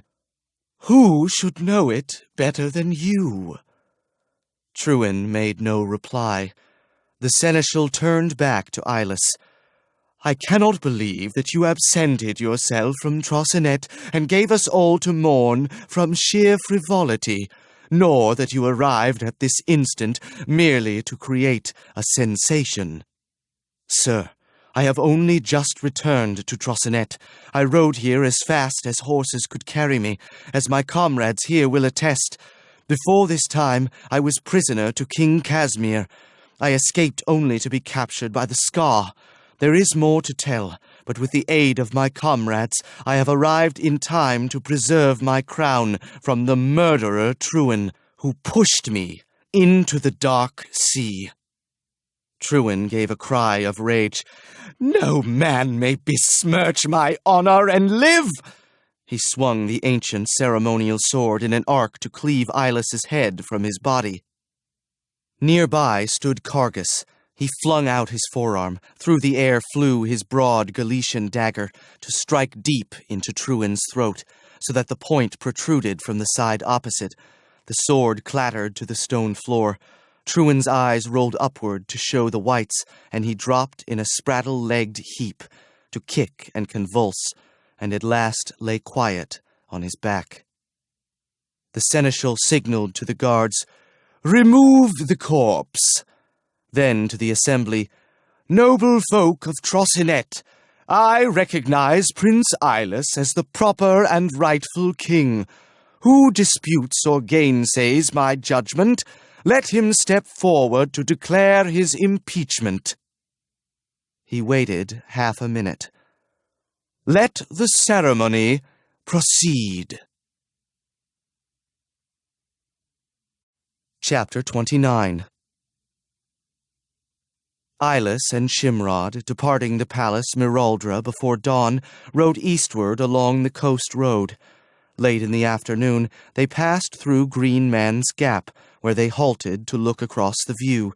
The Sealed spread away before them in bands of many colors: hazy black-green, grayed yellow and fusk, smoky blue lavender. Eyeless pointed across the distance to a glint of placid silver. "There is Janglin Water and Watershade. 100 times I have sat just here with my father. Always he was happier to be coming home than going. I doubt if he was comfortable in his kingship. What of you? Eyeless considered, then said, I have been a prisoner, slave, fugitive, and now king, which I prefer. Still, it is not the life I would have chosen for myself. If nothing else, said Shimrod, you have seen the world from its underside, which perhaps might be to your advantage. Eyeless laughed. My experience has not made me more amiable, that is certain. Still, you are young and presumably resilient, said Shimrod. Most of your life lies ahead of you. Marriage, sons and daughters. Who knows what else? Eyeless grunted. Small chance of that. There is no one I wish to marry. Except... An image came to Eyeless's mind, unbidden and unpremeditated. A dark-haired girl, slender as a wand, olive-pale of complexion, with long sea-green eyes. Except for whom? No matter. I will never see her again.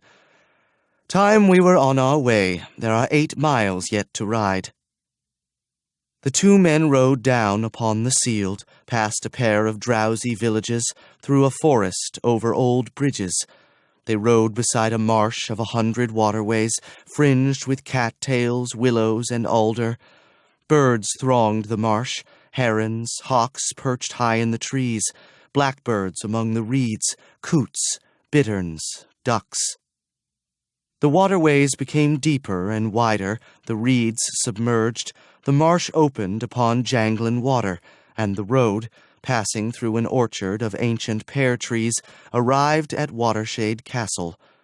Eyeless and Shimrod dismounted at the door. A groom came up to take their horses. When Eyeless had departed Watershade for the court of King Grannis, the groom had been Cern, the stable boy. Cern now greeted Eyeless with a broad, if nervous, smile of pleasure. Welcome home, Sir Eyeless, though now it seems it must be your Majesty. That doesn't come comfortable to the tongue, when what I remember best is swimming in the lake and wrestling in the barn. Eyeless threw his arms around Cern's neck. I'll still wrestle you, but now that I'm king, you've got to let me win.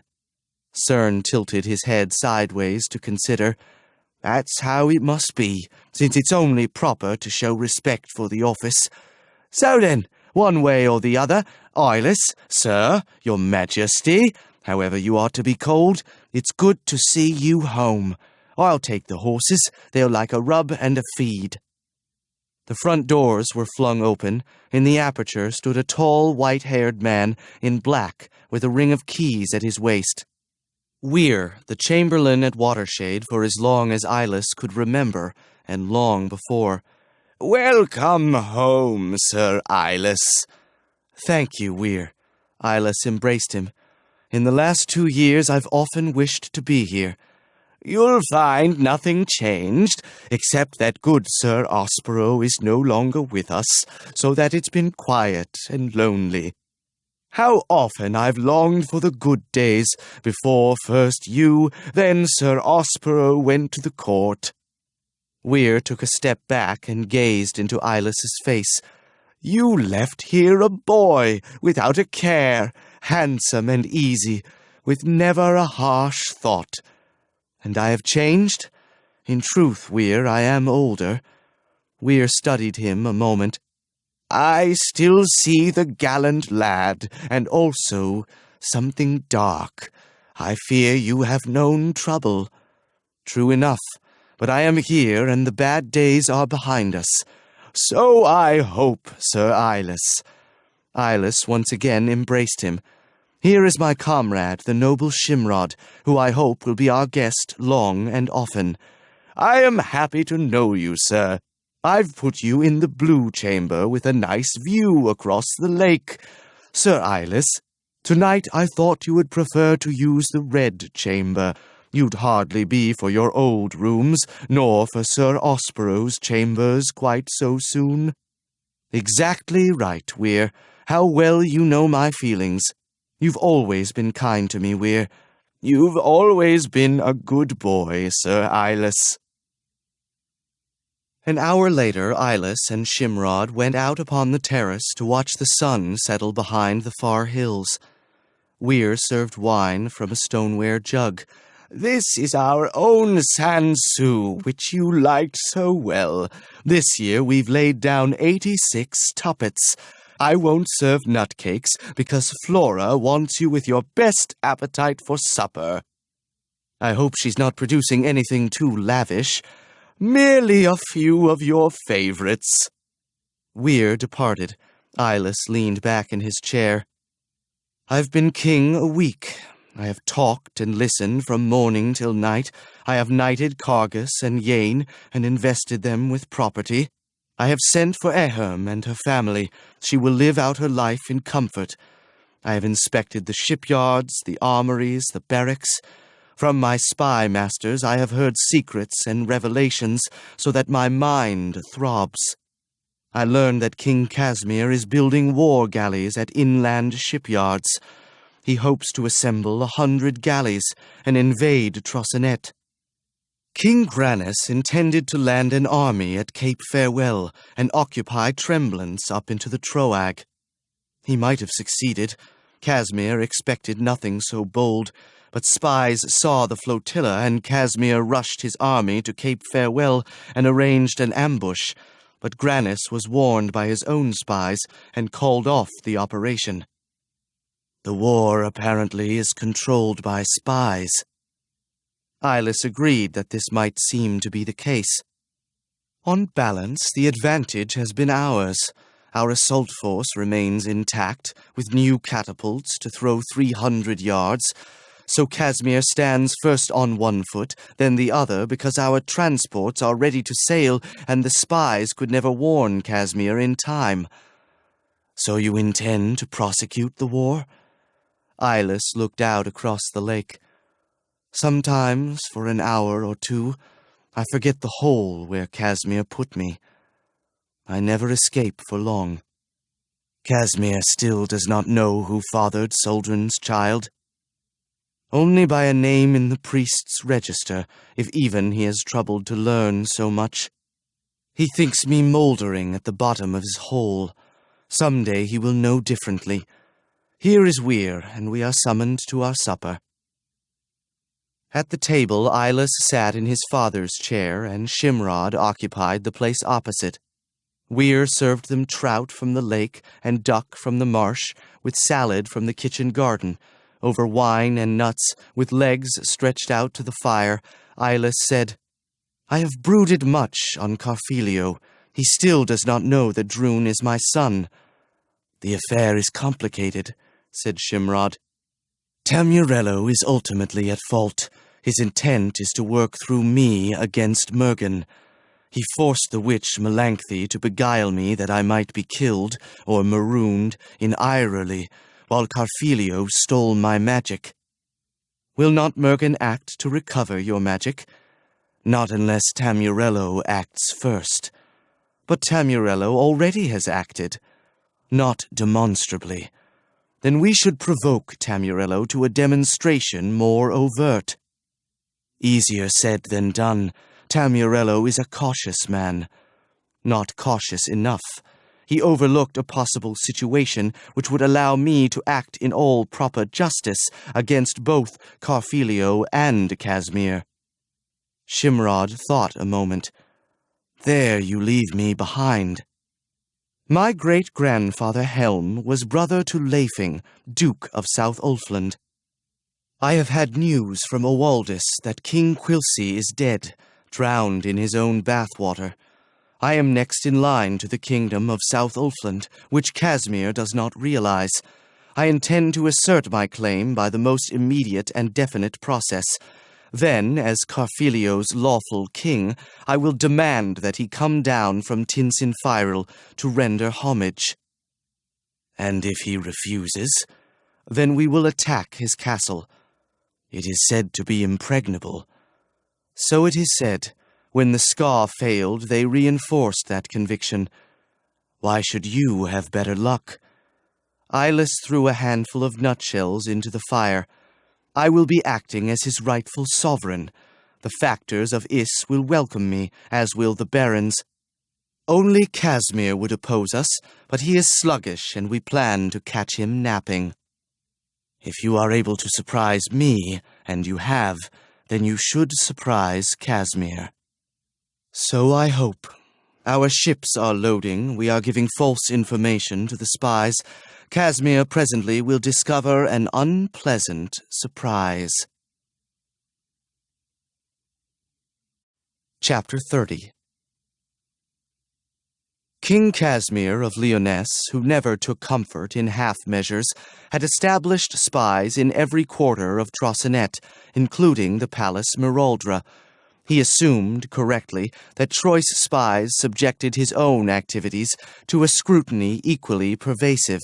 Therefore, when taking information from one of his secret agents, he used careful procedures to safeguard the agent's identity.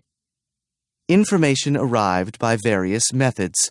One morning at breakfast, he found a small white stone beside his plate. Without comment, Casimir put the stone in his pocket. It had been placed there, so he knew, by Sir Mungo, the seneschal, who would have received it from a messenger. After taking his breakfast, Casimir swathed himself in a hooded cloak of brown fustian, and departed Hadion by a private way through the old armory and out into the Spher Arct. After ensuring that no one followed, Casimir went by lanes and alleys to the warehouse of a wine merchant. He fitted a key into the lock of a heavy oak door, and so entered a dusty little tasting room, smelling heavily vinous. A man squat and gray-haired, with crooked legs and a broken nose, gave him a casual salute. Casimir knew the man only as Valdez, and he himself used the name Sir Abon. Valdez might or might not know him as Casimir. His manner at all times was totally impersonal, which suited Casimir very well. Valdez pointed him to one of the chairs and seated himself in another. He poured wine from an earthenware jug into a pair of mugs. "I have important information. The new Troyes king intends a naval operation. He has massed his ships in the Hob Hook, and at Cape Hayes troops are moving aboard. An assault is imminent." "An assault? Where?" Valdez, whose face was that of a man clever and cool, ruthless and saturnine, gave an indifferent shrug. "No one has troubled to tell me. The shipmasters are to sail when the weather shifts south, which gives them west, east, and north for their sailing. They are trying Cape Farewell again, that is my guess. It might well be, if defense has been relaxed." Casimir nodded thoughtfully. "Just so. Another possibility. Each ship has been supplied with a heavy grapple and hawser." Casimir leaned back in his chair. "What purpose would these serve? They can't expect a naval battle." "They might hope to prevent one. They are taking aboard fire pots, and remember, south wind blows them up the River Syme." "To the shipyards?" Casimir was instantly aroused. "To the new ships?" Valdez raised the cup of wine to his crooked slash of a mouth. "I can only report facts. The Troyes are preparing to attack, with 100 ships and at least 5,000 troops well armed." Casimir muttered, "Bolt Bay is guarded, but not that well. They could work disaster if they took us by surprise. How can I know when their first fleet puts to sea?" "Beacons are chancy. If one fails through fog or rain, the whole system fails. In any case, there is no time to set up such a chain. Pigeons will not fly 100 miles of water. I know no other system, save those propelled by magic." Casimir jumped to his feet. He dropped a leather purse upon the table. "Return to Trossonnet. Send me news as often as practical." Valdez lifted the purse and seemed satisfied by its weight. "I will do so." Casimir returned to Hadion, and within the hour couriers rode from Lyonesse town at speed. The Dukes of Jong and Twarsbane were ordered to take armies, knights, and armored cavalry to Cape Farewell to reinforce the garrison already on the scene. Other troops, in the number of 8,000, were dispatched in haste to the Sime River shipyards, and everywhere along the coast watches were set. The harbors were sealed and all boats restricted to moorings, save that single vessel which would carry Valdez back to Trossenet, in order that spies might not apprise the Troyes that the forces of Lyonesse had been mobilized against the secret assault. The winds shifted south, and 80 ships with 6,000 soldiers took departure. Leaning to the port tack, they sailed into the west. Passing through the straits of Palisidra, the fleet kept well to the south beyond the purview of Casimir's vigilant garrisons, then swung north to coast easily downwind with blue water gurgling under the bows and surging up behind the transoms. Meanwhile, Troyes emissaries traversed the length and breadth of South Ulfland. To cold castles along the moors, to walled towns and mountain keeps, they brought news of the new king and his ordinances which must now be obeyed. Often they won immediate and grateful acquiescence. As often they were forced to overcome hatreds fomented by the murders, treacheries, and torments of centuries. These were emotions so bitter as to dominate all other thought, feuds which were to the participants as water to a fish, vengeances and hoped-for vengeances so sweet as to obsess the mind. In such cases logic had no power. "Peace in Ulfland? There shall be no peace for me until Keghorn Keep is broken stone by stone and Melidote blood soaks the rubble." Thereupon the envoys used tactics more direct. "You must, for your own security, put aside these hatreds. A heavy hand rules Ulfland, and if you will not conform to the order, you will find your enemies in favor, with the might of the realm at their call, and you will pay a hard price for worthless goods." "Ha-hum! And who is to rule Ulfland?" "King Eilus already rules, by right and might, and the old bad times are gone. Make your choice. Join with your peers and bring peace to this land, or you will be named renegade. Your castle will be taken and burned. You, if you survive, will live out your life as a thrall, with your sons and daughters. Cast your lot with us. You cannot but gain."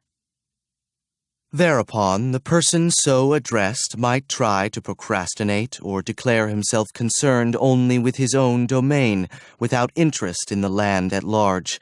If his nature were cautious, he might assert that he must wait to see how others conducted themselves.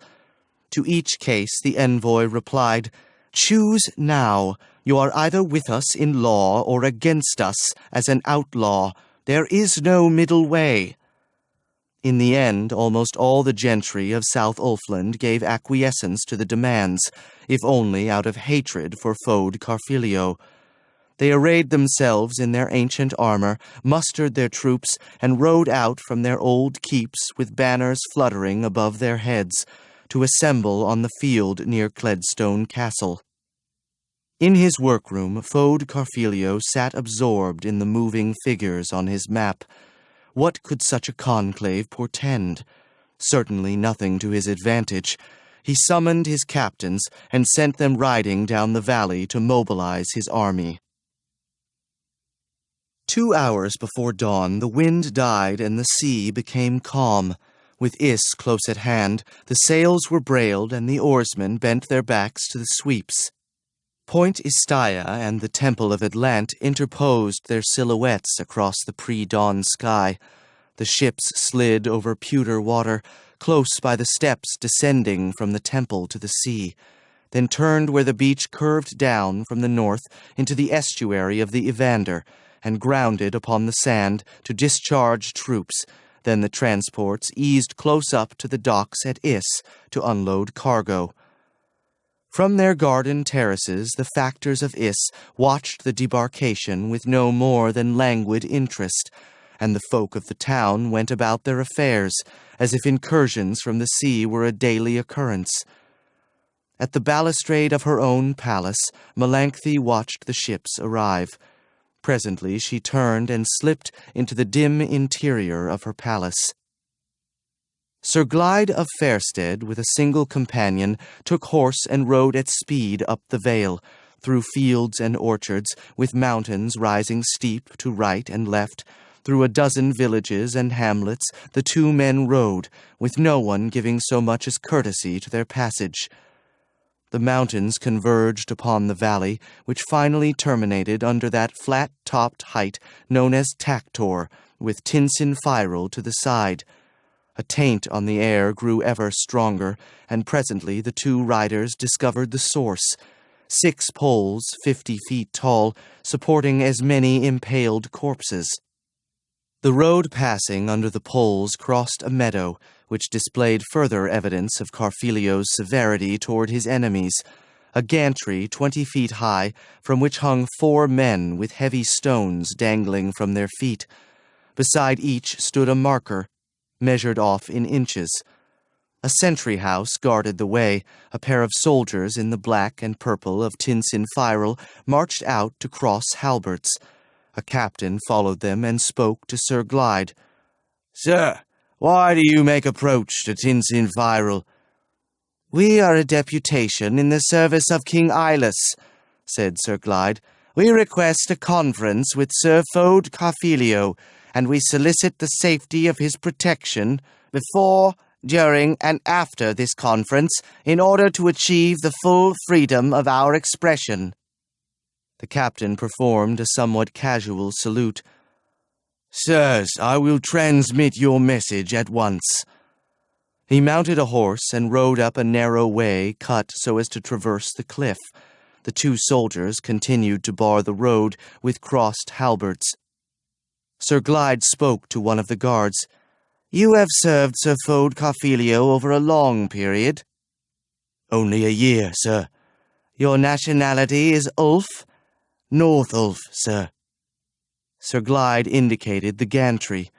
"What is the reason for this exercise?" The guard gave an indifferent shrug.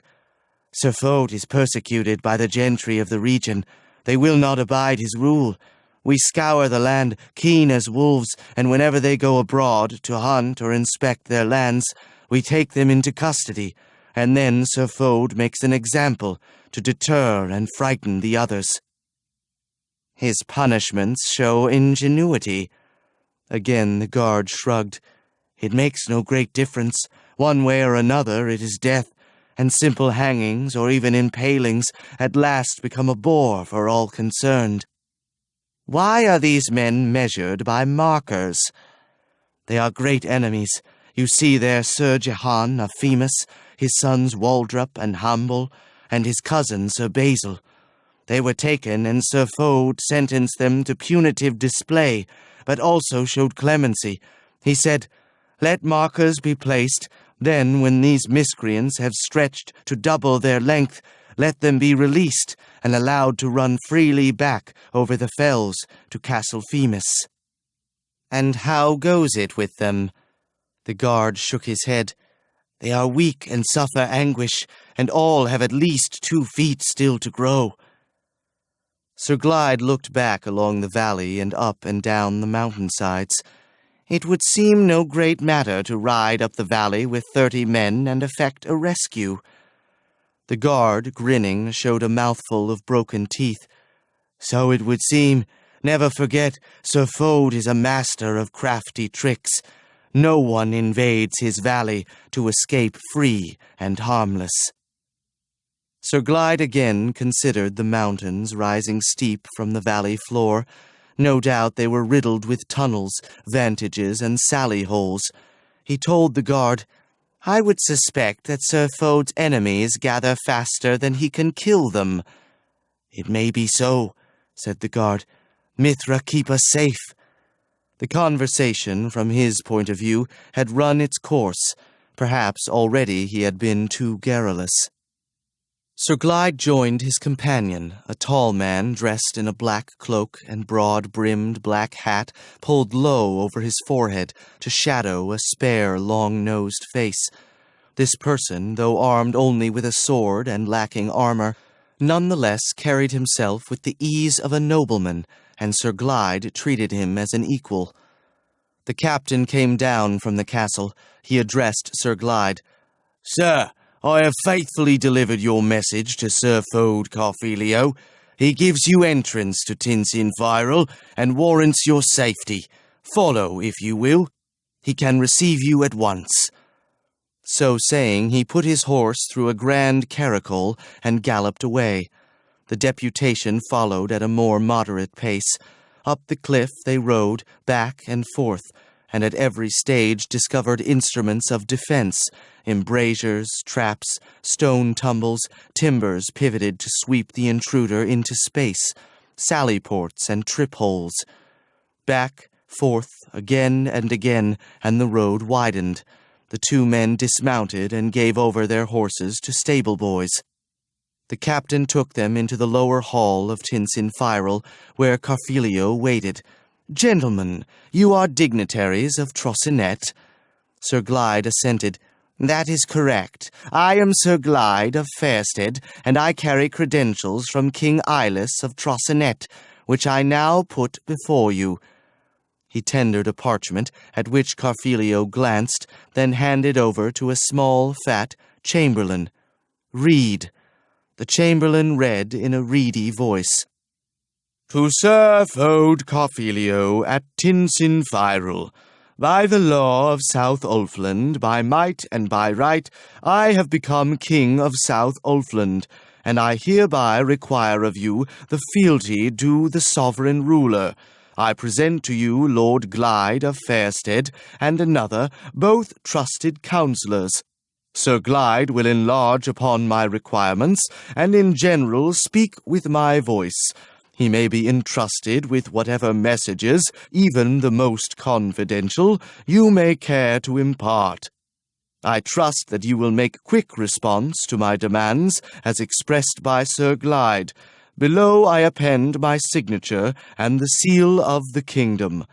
Ilus of South Ulfland and Trosinet. King." The chamberlain returned the parchment to Carfelio, who studied it with a thoughtful frown, obviously arranging his thoughts. At last he spoke in tones of great gravity. "I am naturally interested in the concepts of King Ilus. Let us conduct this business in my small saloon." Carfelio led Sir Glyde and his companion up a low flight of steps, past a kind of aviary 30 feet high and 15 feet in diameter, equipped with perches, nests, feeders, and swings. The human denizens of the aviary exemplified Carfelio's whimsy at its most pungent. He had amputated the limbs of several captives, both male and female, and had substituted iron claws and hooks with which they clung to the perches. Each was adorned with plumage of one sort or another. All twittered, whistled, and sang bird songs. Chief among the group, splendid in bright green feathers, sat Mad King Duel. Now he hunched on his perch, an aggrieved expression on his face. At the sight of Carfelio he became alert and hopped briskly along the perch. "One moment, if you will. I have a serious complaint." Carfelio paused. "Well, what now? Of late you have been querulous." "And why should I not? Today I was promised worms. In spite of all, I was served only barley." "Patience," said Carfelio.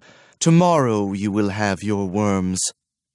Mad King Duel muttered peevishly, hopped to another perch, and sat brooding. Carfelio led his company into a room panelled in pale wood, with a green rug on the floor and windows overlooking the valley. He gestured to a table. "Be seated, if you please. Have you dined?" Sir Glyde seated himself. His companion remained standing at the back of the room. "We already have taken our meal," said Sir Glyde. "If you like, we will go directly to our business." "Please, do so." Carfelio leaned back in his chair and thrust out his long, strong legs. "My message is simple. The new king of South Ulfland has arrived in force at Is. He brings a strong rule to the land, and all must obey him." Carfelio gave a metallic laugh. "I know nothing of this. To the best of my information, Quilcy left no heirs. The line is dead. Where then does Eyeless derive his right?" "He is king of South Ulfland by collateral lineage, and by proper law of the land. Already he comes up the vale, and he bids you to descend and meet him, and to give over any thoughts of resisting his rule from the strength of this, your castle Tinsinfiral, since in this case he will reduce it." "That has been tried before," said Carfelio, smiling. "The assailants are gone, and Tinsinfiral remains.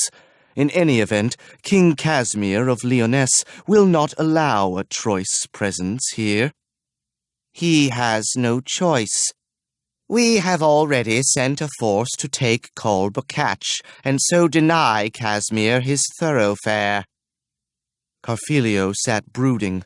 He gave his fingers a contemptuous flick. "I must move with deliberation. The circumstances are still uncertain." "I beg to contradict you. Eyeless rules South Ulfland. The barons have acceded to his rule with gratitude, and they have marshalled their troops at Cledstone Castle, in case they are needed against Tinsinfiral." Carfelio, startled and stung, jumped to his feet. Here was the message of the magic chart. "Already you have incited them against me. In vain. The plot will fail. I have powerful friends." Sir Glyde's companion spoke for the first time. "You have a single friend, your lover Tamurello. He will not help you." Carfelio whirled about. "Who are you? Come forward. Somewhere I have seen you."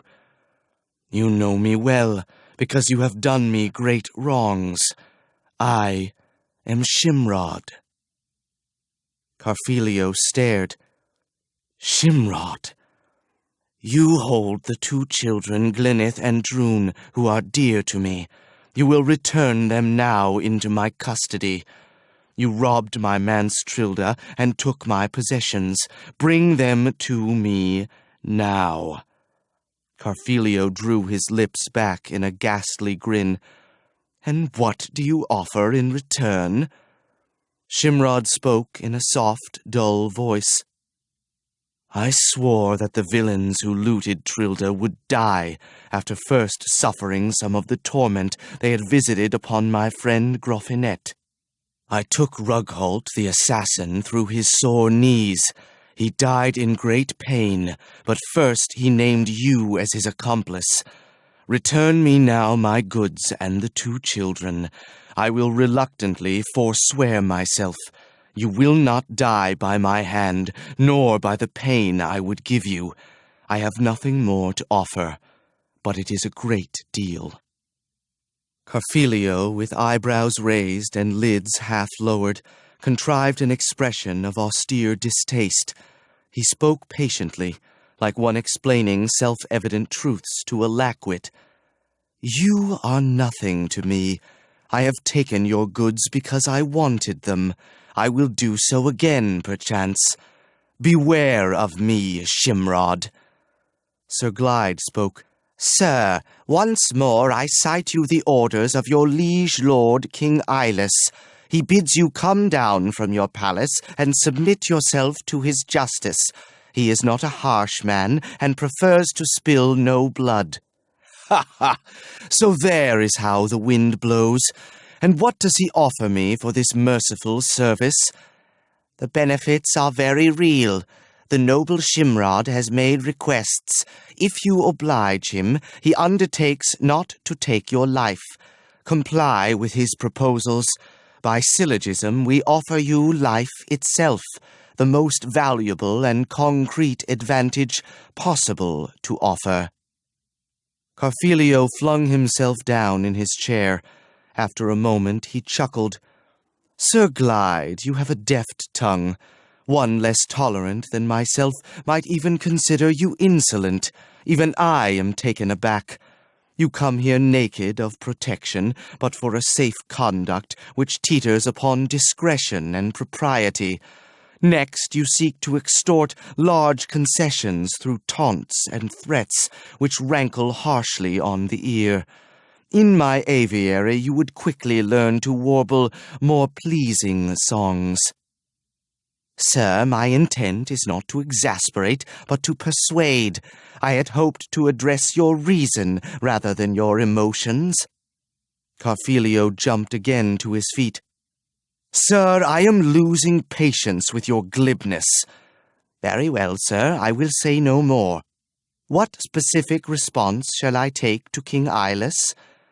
You may tell him that Fode Carfelio, Duke of Vale Evander, reacts negatively to his proposals.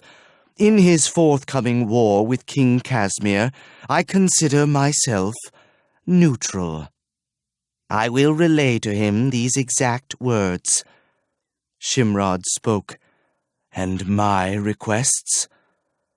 Carfelio's eyes seemed to show a yellow light. Like Sir Glyde, you offer me nothing, and expect all. I cannot oblige you. Sir Glyde performed the minimal bow required by chivalric protocol. Our thanks, at least, for your attention.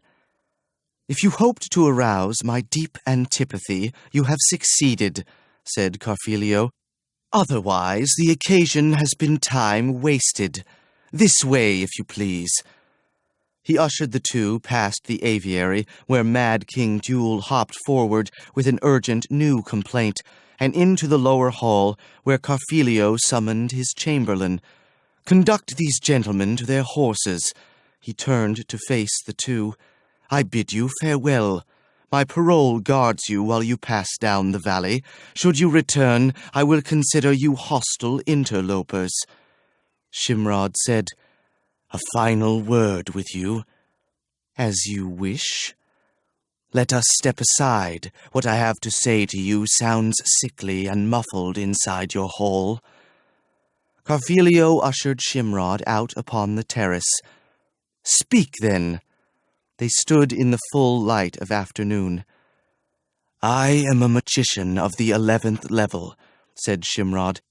When you robbed me at Trilda, you diverted me from my studies. Now they will resume. How will you protect yourself against me? Would you dare pit yourself against Tamurello? He will not protect you against me. He stands in fear of Mergen. I am secure. Not so. At Trilda you committed the provocation. I am allowed my revenge. That is the law. Carfelio's mouth drooped. It does not apply. No. Who protected Rugholt when his body burned from inside out? Who will protect you? Tamurello? Ask him. He will give you assurances, but their falsity will be easy to detect. One last time. Give me my possessions and my 2 children. I submit to no man's orders. Shimrod turned away. He crossed the terrace and mounted his horse. The 2 emissaries rode down the zigzag way, past the gantry, and the 4 taught men from Femus Castle, and so down the road toward Is.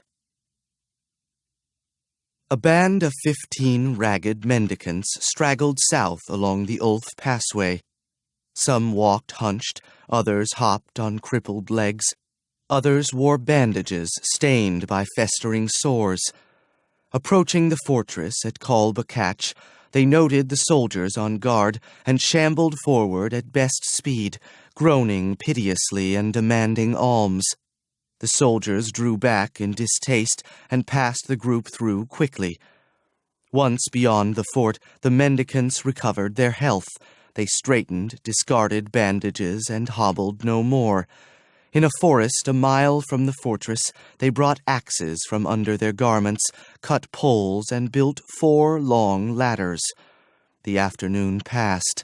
At dusk, another group approached Calbacatch. This time a troop of vagabond entertainers. They made camp in front of the fort, broached a keg of wine, set meat to cooking on spits, and presently began to play music, while 6 comely maidens danced jigs in the firelight. The soldiers of the fort went to watch the merriment and to call out compliments to the maidens. Meanwhile, the first group returned in stealth. They raised their ladders, climbed unseen and unheard to the parapets. Quickly and quietly they knifed a pair of luckless guards whose attention had been fixed on the dancing, then descended to the wardroom, where they killed several more soldiers at rest on their pallets, then leapt upon the backs of those who watched the entertainment. The performance came to an instant halt. The entertainers joined the fight, and in 3 minutes the forces of South Ulfland once more controlled the fortress at Call Bacach. The commander and 4 survivors were sent south with a message. Casimir, King of Lyonesse, take note. The fortress called Bacach is once more ours, and the interlopers from Lyonesse have been killed and expelled. Neither trickery nor all the valor of Lyonesse will again take Call Bacach from us. Enter South Ulfland at your peril. Do you wish to test your armies against our Ulfish might?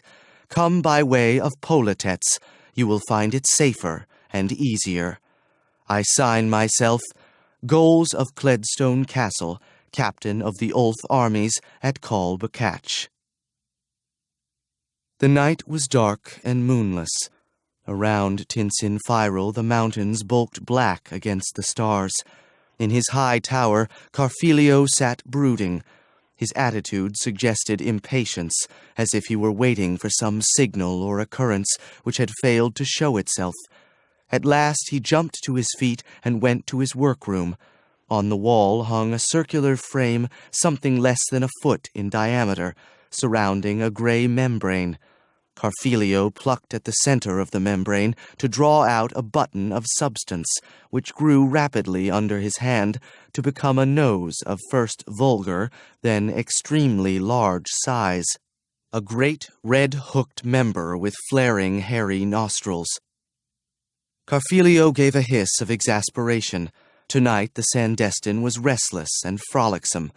He seized the great red nose, twisted and kneaded it to the form of a crude and lumpy ear, which squirmed under his fingers to become a lank green foot. Carfilio used both hands to cope with the object, and again produced an ear, into which he uttered a sharp command. "Hear, listen and hear. Speak my words to Tamurello at Faroli. Tamurello, do you hear? Tamurello, make response." The ear altered to become an ear of ordinary configuration. To the side a nubbin twisted and curled to form a mouth, shaped precisely like Tamurello's own mouth. The organ spoke in Tamurello's voice. "Fode, I am here. Sandestin, show a face." The membrane coiled and twisted to become Tamurello's face, save for the nose, where the Sandestin, from carelessness, or perhaps caprice, placed the ear it had already created. Carfilio spoke earnestly. "Events are fast in progress. Troy's armies have landed at Is, and the Troy's king now calls himself King of South Ulfland. The barons have not stayed him, and I am isolated." Tamurello made a reflective sound.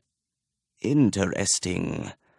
"More than interesting," cried Carfilio. "Today 2 emissaries came to me. The first ordered that I surrender myself to the new king. He uttered no compliments and no guarantees, which I regard as a sinister sign. Naturally, I refused to do this." "Unwise. You should have declared yourself a loyal vassal, but far too ill either to receive visitors or come down from your castle, thereby offering neither challenge nor pretext." "I obey no man's bidding," said Carfilio fretfully. Tamurello made no comment. Carfilio went on. "The second emissary was Shimrod." "Shimrod?" "Indeed. He came in company with the first, skulking in the shadows like a ghost, then springing forth to demand his 2 children and his magic stuff. Again I gave refusal. Unwise, unwise! You must learn the art of graceful acquiescence when it becomes a useful option. The children are useless to you, as are Shimrod's stuffs. You might have ensured his neutrality. Bah, said Carfelio. He is a trifle compared to you, whom incidentally he maligned and scorned. In what wise? He said that you were undependable, that your word was not true, and that you would not secure me from harm. I laughed at him. Yes, just so, said Tamurello in an abstracted voice. Still, what can Shimrod do against you? He can visit an awful magic upon me. So to violate the edict? Never. Are you not the thing of Desmi? Are you not possessed of magical apparatus? Thereby you become a magician. The magic is locked in a puzzle. It is useless. Mergen may not be convinced. After all, the apparatus was stolen from Shimrod, which must be regarded as provocation of one magician by another. Tamurello chuckled. But remember this, at that time you lacked magical implements, and so were a layman. The argument seems strained. It is logic, no more, no less. Carfelio was still dubious. I kidnapped his children, which again could be construed as incitement. Think the subject through. At that time you judged him to be Dr. Fidelius, a simple mountebank. Shimrod's case lacks substance. Your deed, while high-handed, was the act of a magician against a layman, and is hardly unique. Shimrod is an emotional man. His threats are convincing. Tamurello's response, even transmitted through the lips of the Sandestin, seemed rather dry. In that case, return Shimrod his children and his goods. Carfelio said coldly, I now regard the children as hostages to guarantee my own safety. As for the magical stuffs, would you prefer that I use them in tandem with you, or that Shimrod use them to support Mergen? Remember, that was our original concept. Tamurello sighed. It is the dilemma reduced to its starkest terms, he admitted. On this basis, if no other, I must support you. Still, under no circumstances may the children be harmed, since the chain of events would at the end certainly confront me with Mergen's fury. Carfelio spoke in his usual airy tones. I suspect that you exaggerate their significance. Nevertheless, you must obey. Carfelio shrugged. Oh, I shall humor your whims right enough. The Sandestin precisely reproduced Tamurello's small, tremulous laugh. Call them what you like. Chapter 31. With the coming of daylight, the Ulf army, still a mutually suspicious set of small companies, struck camp and mustered in the meadow before Cledstone Castle, 2,000 knights and men-at-arms. There they were shaped into a coherent force by Sir Fentwall of Greycastle, who, of all the barons, was most generally respected. The army then set off across the moors. Late the following day they established themselves on that ridge overlooking Tinsinfirel from which the Ska had previously attempted an assault. Meanwhile, the Troyes army moved up the vale, encountering only incurious stares from the inhabitants. The valley seemed almost uncanny in its stillness. Late in the day the army arrived at the village Sarquin, within view of Tinsinfirel. At the behest of Ilus, elders of the town came to a colloquy. Ilus introduced himself and defined his goals. Now I wish to establish a fact. Speak in candor. The truth will not hurt you. Are you antagonistic to Carfelio, or neutral, or do you support him?" The elders muttered among themselves and looked over their shoulders toward Tinsinfiral. One said, "Carfelio is a man which it is best that we take no stance in the matter. You are able to strike off our heads if we displease you. Carfelio can do worse when you are gone." Ilus laughed. "You overlook the reason for our presence. When we leave, Carfelio will be dead." "Yes, others have said the same. They are gone. Carfelio remains. Even the scar failed so much as to trouble him." "I remember the occasion well," said Ilus. "The scar retired because of an approaching army." "That is true. Carfelio mobilized the valley against them. We prefer Carfelio, who is a known, if erratic, evil, to the scar, who are more thorough." "This time there will be no army to succor Carfelio. Not from north or south or east or west will help come." The elders again muttered among themselves. Then, "Let us suppose that Carfelio falls. What then?" "You will know a just and even rule. I assure you of this." The elder pulled at his beard. "It makes good hearing," he admitted. Then, after a glance at his fellows, he said, "The situation is of this nature. We are staunchly faithful to Carfelio, but you have terrified us to the point of panic, and therefore we must do your bidding, despite our inclinations, if Carfelio ever should ask." "So be it. What then can you tell us of Carfelio's strength?" "Recently he has augmented his castle guard with wolf heads and cutthroats. They will fight to the death because they can expect nothing better elsewhere. Carfelio forbids them to molest the folk of the valley. Still, girls often disappear and are never again heard from, and they are permitted to take women from the moors, and they also practice indescribable vices among themselves, or so it is said." "What is their present number?" "I guess between 300 and 400. "That is not a large force." "So much the better for Carfelio. He needs only 10 men to hold off your entire army. The others are extra mouths to feed. And beware Carfelio's tricks. It is said that he uses magic to his advantage, and he is an expert at his ambushes." "How so? In what fashion?" "Notice yonder. Bluffs extend into the valley with little more than an arrow flight between. They are riddled with tunnels. Were you to march past, a hail of arrows would strike down, and in 1 minute you would lose 1,000 men."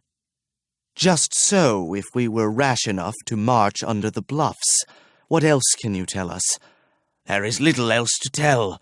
If you are captured, you will sit a high pole until your flesh rots away in rags. That is how Carfelio pays off his enemies." "Gentlemen, you may go. I thank you for your advice." "Remember, I spoke only in a hysteria of fear. That will be the way of it." Ilus marched his army another half-mile. The Ulf army occupied the heights behind Tinsinfiral. No word had yet arrived from the force which had set out to take Kolbakach. Presumably it had succeeded.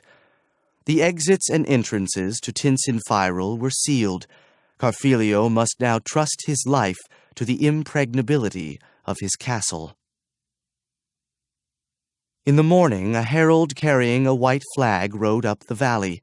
He halted before the gate and cried out, "Who will hear me? I bring a message for Sir Fode Carfelio." On top the wall stepped the captain of the guard, wearing Carfelio's black and lavender, a massive man with gray hair flowing back on the wind. He cried out in booming tones, "Who brings messages to Sir Fode?" The herald stepped forward.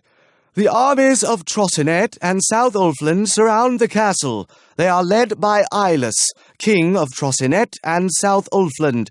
Will you convey the message I bring, or will the miscreant descend to hear with his own ears and answer with his own tongue?" I will convey your message. Tell Fode Carfelio that, by order of the king, his rule at Tinsinfirel is ended, and that he remains in occupation as an outlaw, without franchise from his king.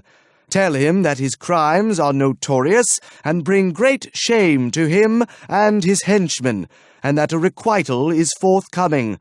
Tell him that he may ameliorate his fate by surrendering at this instant. Tell him further that Ulf troops control Col Bacach to bar the armies of Lyonesse from Ulfland, so that he may expect no succor from King Casimir nor anyone else. Enough! Cried the captain in a vast, roaring voice. I can remember no more. He turned and jumped down from the wall. Presently he could be seen riding up the road to the castle. 20 minutes passed. The captain returned down the road and once more ascended the wall. He called, Sir Harold, listen well. Sir Fode Carfelio, Duke of Vale Evander and Prince of Ulfland, knows nothing of Eyeless, King of Trossenet, and does not acknowledge his authority. He requires the invaders to leave this domain, which is alien to them, on pain of bitter war and awful defeat. Remind King Eyeless that Tinsinfirel has known a dozen sieges and has succumbed to none.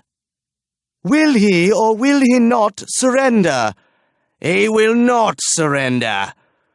In that case, make announcement to your fellows and all those who bear arms for Carfelio. Tell them that all who fight for Carfelio and shed blood on his behalf will be deemed no less guilty than Carfelio and will share his fate. Dark, moonless night fell across Vale Evander. Carfelio climbed to the flat roof of his high tower and stood in the wind. 2 miles down the valley, 1,000 campfires created a flickering carpet, like a drift of red stars. Much closer, a dozen other fires rimmed the northern ridge and suggested the presence of many more across the ridge, away from the wind. Carfelio turned, and to his startled dismay, at the top of Taktor, he saw 3 more fires. They might well have been built only to daunt him, and so they did. For the first time he felt fear. First, a gnawing edge of wonder if possibly, by some tragic failure of fate, Tinsinfirel might, on this occasion, fall to a siege. The thought of what would happen were he captured sent a clammy coldness down through his bowels. Carfelio touched the harsh stone of the parapets for reassurance. He was secure. How could his magnificent castle fall?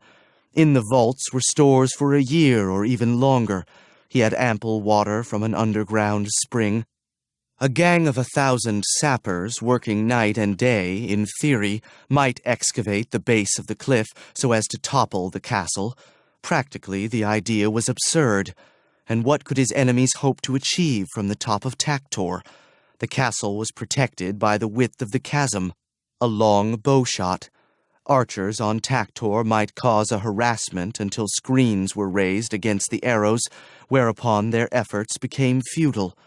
Only from the north would Tinsinfirel seem vulnerable. Since the Ska attack, Carfelio had augmented his defenses, providing ingenious new systems against any who might hope to use a battering ram. So Carfelio reassured himself. Further, and superseding all else, Tamurello had avowed support. Should supplies run short, Tamurello could replenish them by magic. In effect, Tinsinfirel might stand secure forever. Carfelio looked once more around the circle of night, then descended to his workroom, but Tamurello, through absence, neglect, or design, would not talk with him. In the morning, Carfelio watched as the Troyes army advanced almost to the base of Tinsinfirel, evading his ambush by marching single file behind a screen of shields. They cut down his impaling poles, released the stretched men of Themis Castle from their weights, and set up camp on the meadow. Trains of supplies moved up the valley and along the ridge, preparations of an unhurried and methodical sort, which caused Carfelio new apprehension, despite all logic to the contrary. There was peculiar activity on top of Taktor, and Carfelio watched the skeletons of 3 enormous catapults take shape. He had thought Taktor a place of no danger by reason of its steep slopes, but the cursed Troyes had found the trail and with ant-like industry, piece by piece, had carried to the summit the 3 great catapults now rearing against the sky. Surely the range was too far. Thrown boulders would simply bounce away from the castle walls and menace the Troyes encampment below. So Carfelio assured himself. On the north ridge, 6 other siege engines were under construction, and again Carfelio felt queasiness to see the efficiency of the Troyes engineers. The engines were massive, designed with great precision. They would in due course be brought close to the edge of the cliff in just such a fashion the Ska had ranged their engines. As the day wore on, Carfelio began to doubt, and the doubts deepened to rage. The engines were set up well to the safe side of his collapsible platform. How had they learned of this danger? From the Ska? Reverses from all directions. A thud and a shock as something struck the side of the tower. Carfelio swung around, aghast. On Taktor, he saw the arm of one of the great catapults swing up and snap to halt. A boulder climbed high into the air, made a slow arc, and slanted down toward the castle. Carfelio threw his hands over his head and crouched. The stone missed the tower by 5 feet and hissed past to land near the drawbridge. Carfelio took no pleasure in the miss. These were ranging shots. He ran down the stairs and ordered a squad of archers to the roof. They went to the battlements. They placed their bows to the merlons, lay back and held the bows with a foot. They drew to the fullest draught and loosed. The arrows arched high across the gulf, then slanted down to strike the slopes of Taktor. A futile exercise. Carfelio cried out a curse and waved his arms in defiance. 2 of the catapults launched together. 2 boulders hurtled high, completed their arcs, slanted down their final courses, and plunged into the roof. The first killed 2 archers and broke the roof. The second missed Carfelio by 10 feet to plunge through the roof and into his high parlor. The surviving archers scrambled down the stairs, followed by Carfelio. For an hour, boulders struck down upon the roof of the tower, destroying the battlements, bursting in the roof and breaking the roof beams so that they protruded half in the air, half down to the floor below. The engineers altered the aim of their machines and began to break in the walls of the tower. It became clear that in a period of time to be measured in days, the engines on Taktor alone could batter the tower of Tinsinfiral to its foundation. Carfelio ran to the frame in his workroom and now succeeded in making contact with Tamurello. "The army is attacking from the heights with enormous weapons. Help me, or I am doomed." "Very well," said Tamurello in a heavy voice. "I will do what must be done." On Taktor, Ilus stood where he had stood before, during a different era of his life. He watched as the flung stones crossed the gulf to batter Tinsinfiral, then spoke to Shimrod. "The war is over. He has nowhere to go. Stone by stone we dismantle his castle. It is time for another parley." "Let's give him another hour of it. I feel his mood. It is fury, but not yet despair." Across the sky moved a crepuscule. It settled to the top of Taktor and exploded with a small sound. Tamurello, taller by a head than ordinary men, stood facing them. He wore a suit of gleaming black scales and a silver fish-head helmet. Under black brows his eyes glared round with rings of white surrounding the black iris. He stood on a ball of flickering force which subsided, lowering him to the ground. He looked from Ilus to Shimrod and back to Ilus. When we met at Feroli, I failed to recognize your high estate. At that time I lacked such estate. Now you expand your grasp across South Ulfland. The land is mine by right of lineage, and now by force of conquest. Both are valid entitlements. Tamurello made a sign. In peaceful Vale Evander, Sir Fode Carfilio maintains a popular rule. Conquer elsewhere, but stay your hand here. Carfilio is my friend and ally. Call away your armies, or I must exert my magic against you. Shimrod spoke. Desist, before you cause yourself embarrassment. I am Shimrod. I need speak a single word to summon Mergen. I was forbidden to do so unless you made prior interference. Since you have done so, I now call on Mergen to intercede. A flash of blue flame illuminated the mountaintop. Mergen stepped forward. Tamurello, you violate my edict. I protect one dear to me. You may not do so in this case. You have played a wicked game, and I tremble with the urge to destroy you at this moment. Tamurello's eyes seemed to glare with black radiance. He took a step forward. Do you dare such threats to me, Mergen? You are senile and flaccid. You cringe at imaginary fears. Meanwhile, I wax in strength. Mergen seemed to smile. I will cite first the wastes of Phalanx, second the flesh cape of Miscus, third the Tautnus squallings. Reflect, then go your way and be grateful for my restraint. What of Shimrod? He is your creature. No longer. In any event, the offense was engendered by you. It is his right to restore the equipoise. Your deeds were not overt, and I punish you thus. Return to Feroli. Do not in any guise venture from its precincts for 5 years, on pain of expunction. Tamurello made a wild gesture and disappeared in a whirl of smoke, which became a crepuscule drifting eastward with speed. Eyeless turned to Mergen. Can you help us further? I would hope not to risk the lives of honest men, nor yet my son. Your wishes do you credit, but I am bound by my own edict. No more than Tamurello may I interfere for those whom I love. I walk a narrow way, with a dozen eyes judging my conduct. He laid his hand on Shimrod's head. Already you have altered from my concepts. I am as much Dr. Fidelius the mountebank as I am Shimrod the magician. Mergen, smiling, drew back. The blue flame in which he had arrived came into being and enveloped him. He was gone.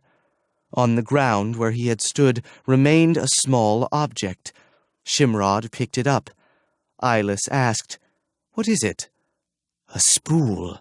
It is wound with a fine thread." "To what purpose?" Shimrod tested the cord. "It is very strong."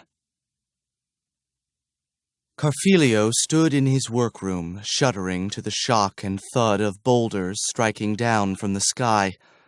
The circular frame altered to become the face of Tamurello, mottled and distorted with emotion. "Fode, I have been thwarted. I may not intercede for you." "But they destroy the fabric of my castle, and next they will tear me to pieces."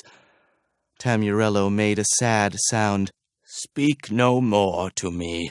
I cannot help. For best terms, surrender now.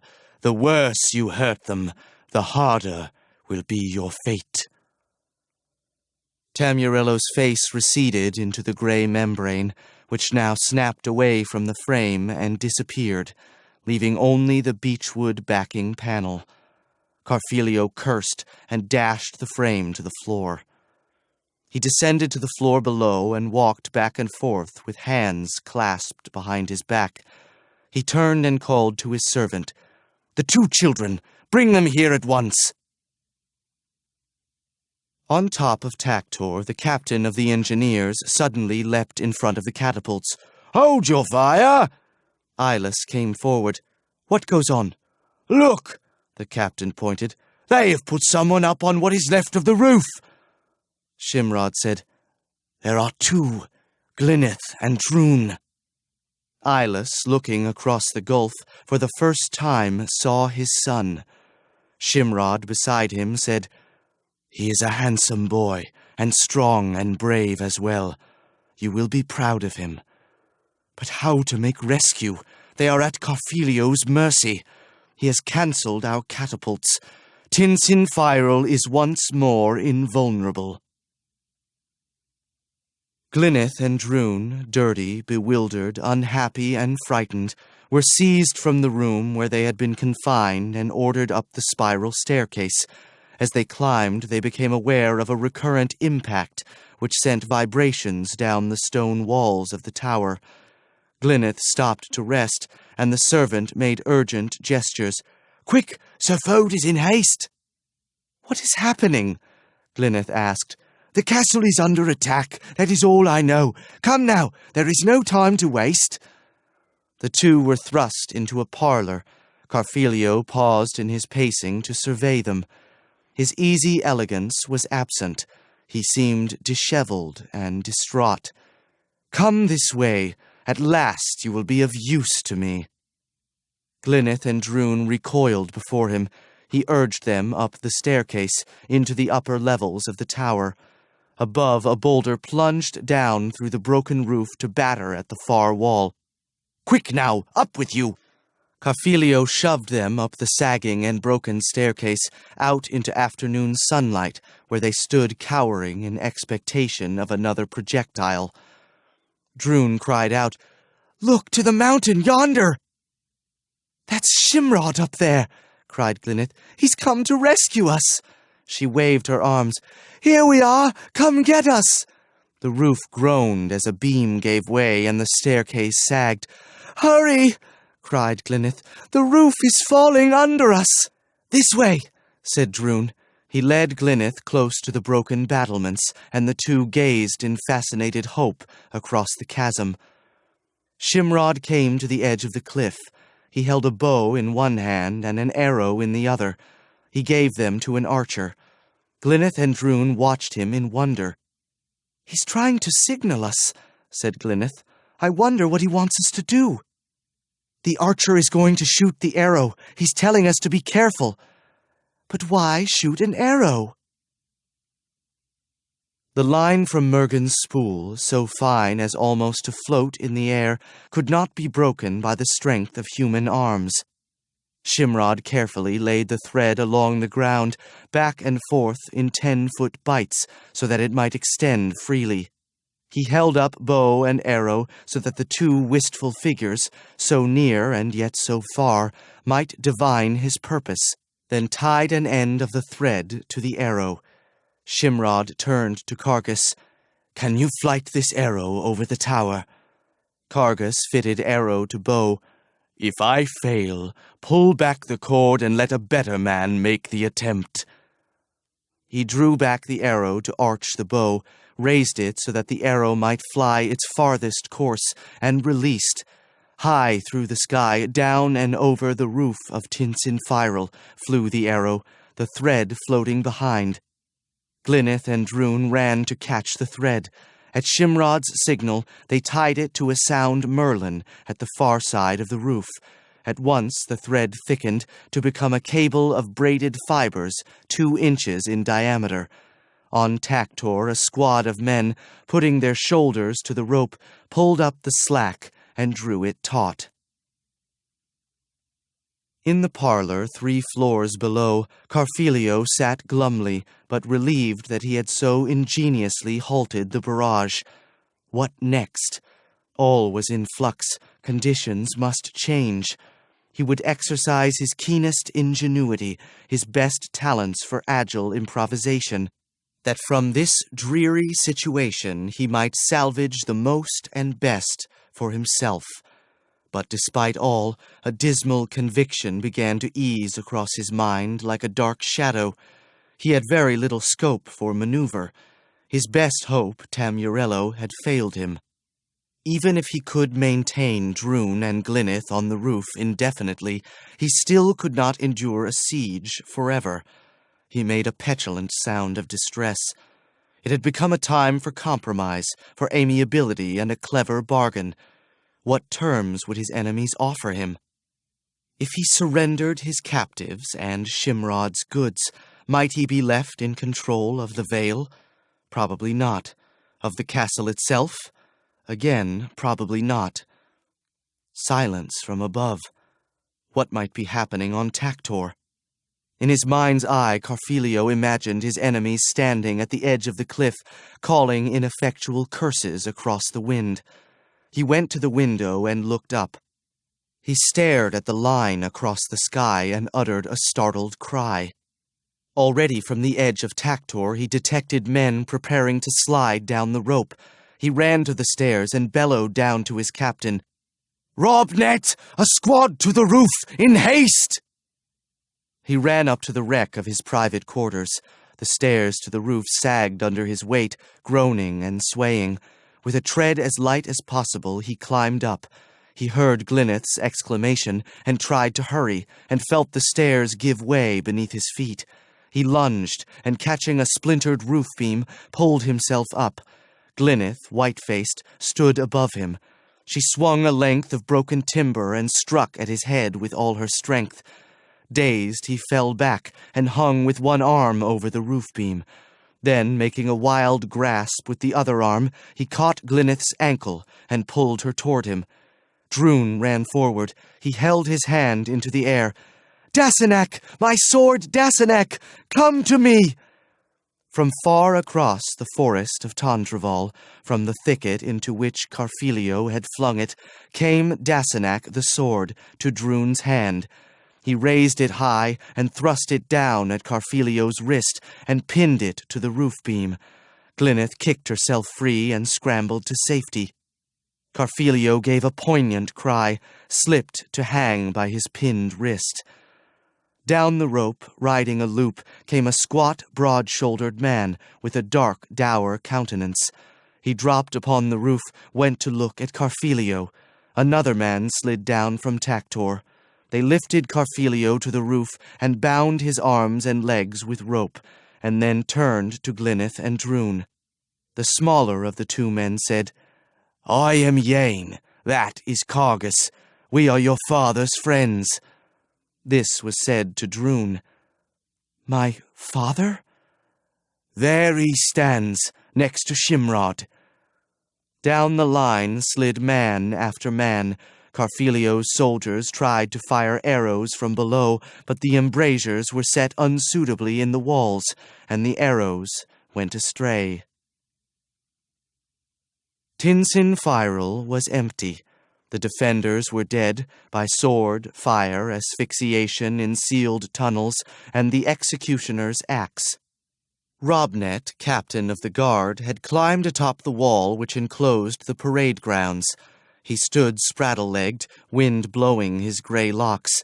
He roared challenge in his vast, hoarse voice. "Come! Who will meet me sword in hand? Where are your brave champions, your heroes, your noble knights? Come! Clash steel with me!" For a few moments the choice warriors stood watching him. Sir Cargus called up, "Come down, old man. The axe awaits you. Come up and take me. Come test your steel against mine." Cargus made a motion to the archers. Robnet died with 6 arrows protruding from neck, chest, and eye. The aviary presented special problems. Certain of the captives fluttered, dodged, and climbed to high perches to avoid those who came to release them. Mad King Duel attempted a gallant flight across the cage, but his wings failed him. He fell to the floor and broke his neck. The dungeons yielded stuff forever to haunt the thoughts of those who explored them. The torturers were dragged screaming out on the parade ground. The Ulfs cried out for the impaling poles. But King Eilus of Trossenet and South Ulfland had proscribed torment, and their heads were taken by the axe. Carfelio occupied a cage on the parade ground at the base of the castle. A great gibbet was erected, with the arm 60 feet from the ground. At noon, on a raw, overcast day, with wind blowing strangely from the east, Carfelio was carried to the gibbet, and again passionate voices were heard. "He escapes too easily!" Eilus paid no heed. "Hang him high." The executioner bound Carfelio's hands behind him, fitted the noose over his head, and Carfelio was taken aloft to dangle, kicking and jerking, a grotesque black shadow on the gray sky. The impaling poles were broken and the fragments set afire. Carfelio's body was cast on the flames, where it twitched and crawled as if dying a second time. From the flames rose a sickly green vapor, which blew away on the wind, down Vale Evander and over the sea. The vapor failed to dissipate. It clotted and coalesced to become an object like a large green pearl, which fell into the ocean, where it was swallowed by a turbo. Shimrod packed into cases his stolen apparatus and other items as well. He loaded the cases into a wagon, and with Glyneth beside him, drove the wagon down the vale to Old Is. Eilus and Drun rode on horses to the side. The cases were loaded aboard the ship, which would convey them back to Trossenet. An hour before sailing, Shimrod, motivated by caprice, mounted a horse and rode north along the beach, a way he had come long ago in dreams. He approached the low palace beside the sea, and found Melanthe standing on the terrace, almost as if she had been awaiting him. 20 feet from Melanthe, Shimrod halted his horse. He sat in the saddle, looking at her. She said nothing, nor did he. Presently he turned his horse about and rode slowly back down the beach to Is. Chapter 32. Early in the spring of the year, envoys from King Casimir arrived at Miraldra and requested audience with King Eilus. A herald announced their names. "May it please your highness to receive Sir Nonus Roman, nephew to King Casimir, and Duke Aldruden of Twarsbane, and Duke Rubarth of Yong, and Earl Fanish of Stranlip Castle." Eilus stepped down from the throne and came forward. "Sirs, I bid you welcome to Miraldra." "Your highness is most gracious," said Sir Nonus Roman. "I carry with me a scroll indited with the words of His Majesty, King Casimir of Lyonesse. If you permit, I will read them to you." "Please do so." The squire tendered Sir Nonus Roman a tube carved from the ivory of an elephant's tusk. Sir Nonus Roman withdrew a scroll. The squire stepped smartly forward, and Sir Nonus Roman handed him the scroll. Sir Nonus Roman addressed Eilus. "Your Highness, the words of Casimir, King of Lyonesse." The squire, in a sonorous voice, read, "For His Majesty, King Eilus, in his palace, Miraldra, Domris, these words. I trust that the occasion finds you in good health. I have come to deplore those conditions which have adversely affected the traditional friendship existing between our realms. The present suspicion and discord brings advantage to neither side. I therefore propose an immediate cessation to hostility. Said truce to persist for at least 1 year, during which time neither side shall engage in armed effort or military initiatives of any sort without prior consultation with the other side, except in the event of exterior attack. After 1 year, the truce shall continue in effect unless one side notifies the other to the contrary. During this time, I hope that our differences may be resolved, and that our future relations shall be in terms of fraternal love and concord. Again, with compliments and best regards, I am Casimir at Haedion in Lyonesse town. Returning to Lyonesse town, Sir Nonus Roman delivered the response of King Ilus. To Casimir, King of Lyonesse, these words from Ilus, King of Trossinet, Dacinet, and South Ulfland. I accede to your proposal of a truce, subject to the following conditions. We in Trossinet have no desire to defeat, conquer, or occupy the kingdom of Lyonesse. We are deterred not only by the superior force of your armies, but also by our basic disinclinations. We cannot feel secure if Lyonesse uses the respite afforded by a truce to construct a naval force of a strength sufficient to challenge our own. Therefore, I agree to the truce if you desist from all naval construction, which we must consider as preparation for an invasion of Trossinet. You are secure in the strength of your armies, and we in the force of our fleet. Neither is now a threat to the other. Let us make this mutual security the basis for the truce. Ilus. With the truce in effect, the kings of Trossinet and Lyonesse exchanged ceremonial visits, Casimir coming first to Miraldra. Upon meeting Ilus face to face, he smiled, then frowned and looked in puzzlement. "Somewhere I have seen you before. I never forget a face." Ilus returned only a non-committal shrug. "I will not dispute your Majesty's powers of recollection. Remember, I visited Haedion as a child." "Yes, perhaps so." During the remainder of the visit, Ilus often found Casimir's gaze upon him, curious and speculative. Sailing across the Lyre on their reciprocal visit to Lyonesse, Ilus and Drun went to stand on the bow of the ship. Ahead, Lyonesse was a dark, irregular outline against the horizon. "I have never spoken to you of your mother," said Ilus.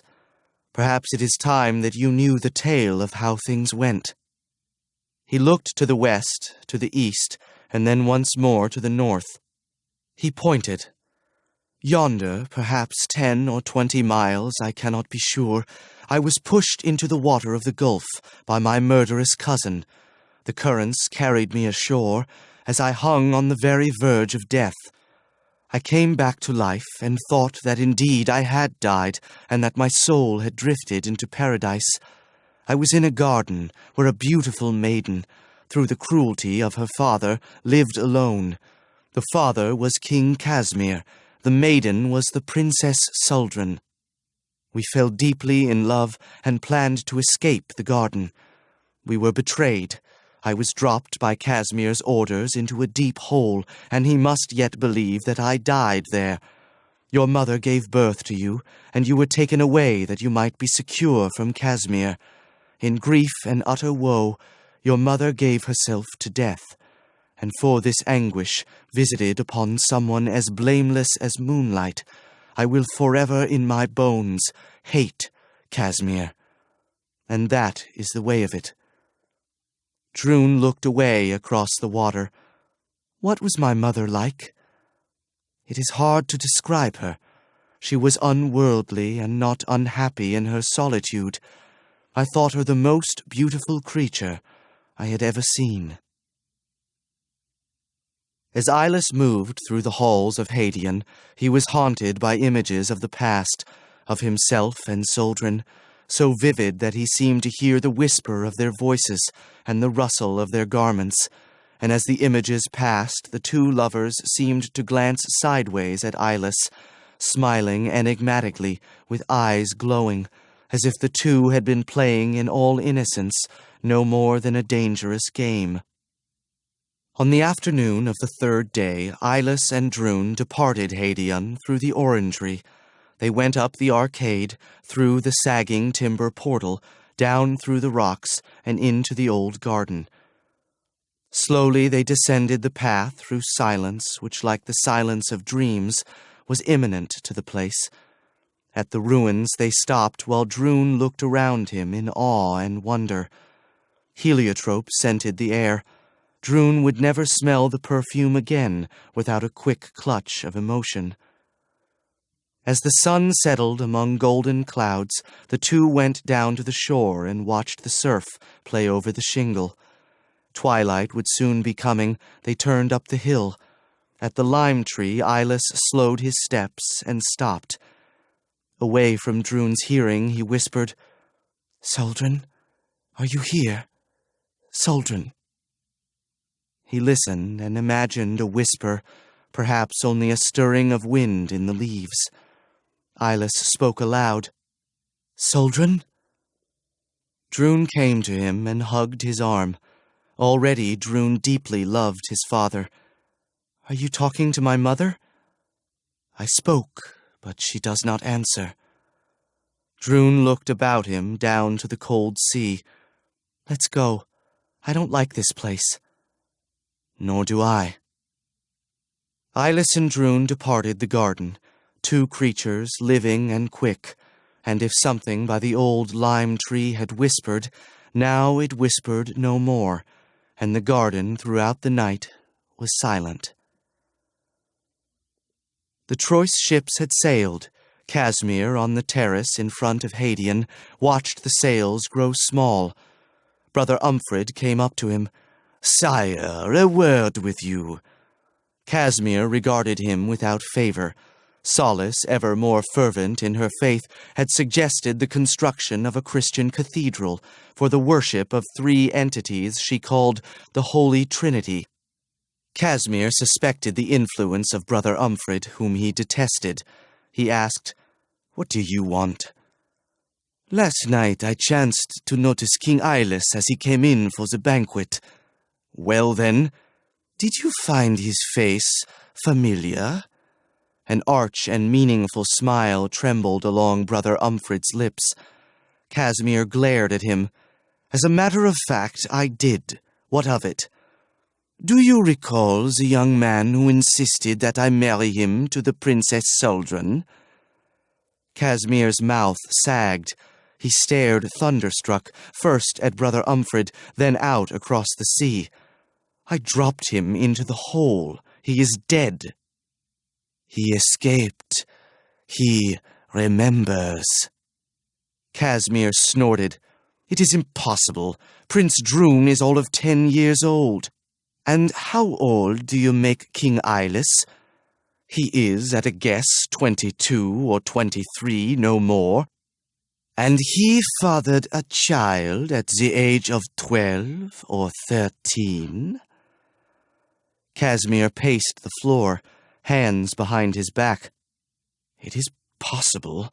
There is mystery here." He paused and looked out to sea, where the Troyes sails had now disappeared from view. He signaled to Sir Mungo, his seneschal. "Do you recall the woman who was put to question in connection with the Princess Suldrun?" "Sire, I do so remember." "Fetch her here." In due course, Sir Mungo reported to Casimir. "Sire, I have tried to implement your will, but in vain. Ehem, her spouse, her family, each and all, they have vacated their premises, and it is said that they have removed to Trossenet, where they are now landed gentry." Casimir made no response. He leaned back in his chair, lifted a goblet of red wine, and studied the dancing reflections from the flames in the fireplace. To himself he muttered, "There is mystery here." Epilogue. What now? King Casimir and his ambitions have temporarily been thwarted. Eylas, whom once he attempted to kill, is responsible, and Casimir already has developed a great detestation for Eylas. His intrigues continue. Tamurello, fearing Mergen, refers Casimir to the wizard Shan Farway. In their plotting, they use the name Joald, and both fall silent. Princess Madook, half fairy, is a long-legged urchin with dark curls and a face of fascinating mobility. She is a creature of unorthodox habits. What will become of her? Who is her father? At her behest, an adventurous boy named Traven undertakes a quest. If he succeeds, she must grant him whatever boon he demands. Traven is captured by Osmond the Ogre, but Traven saves himself by teaching his captor chess. What of Glyneth, who loves Watershade and Miraldra, but yearns for her vagabond life with Dr. Fidelius? Who will woo and who will win her? Eylas is king of South Ulfland, and now he must reckon with the Ska, who wage war against the world. When he thinks of the Ska, he thinks of Tatzel, who lives at Castle Sank. He knows a secret way into the fortress Politets. How will this knowledge serve him? Who nets the turbo who swallowed the green pearl? Who proudly wears the pearl in her locket and is impelled to curious excesses of conduct? Many affairs remain unsettled. Drun can never forget the wrongs done him at Thripsy She by Falael, even though Falael has been punished well by King Throbius. From motives of sheer perversity, Falael provokes the trolls of Coman Beg to war, in which they are led by a ferocious imp named Dardaloy. What of Shimrod? How does he deal with the witch Melanthe? And what of the Knight of the Empty Helmet, and how does he comport himself at Castle Rack? At Swir Smod, Mergen works to elucidate the mysteries of doom, but each clarification propounds a new puzzle. Meanwhile, the adversary stands back in the shadows, smiling his smile. He is potent, and Mergen must presently tire, and in great sorrow concede defeat.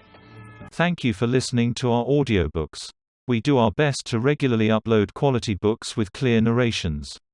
Please subscribe to our channel and click the notification bell icon so we can bring you more great books.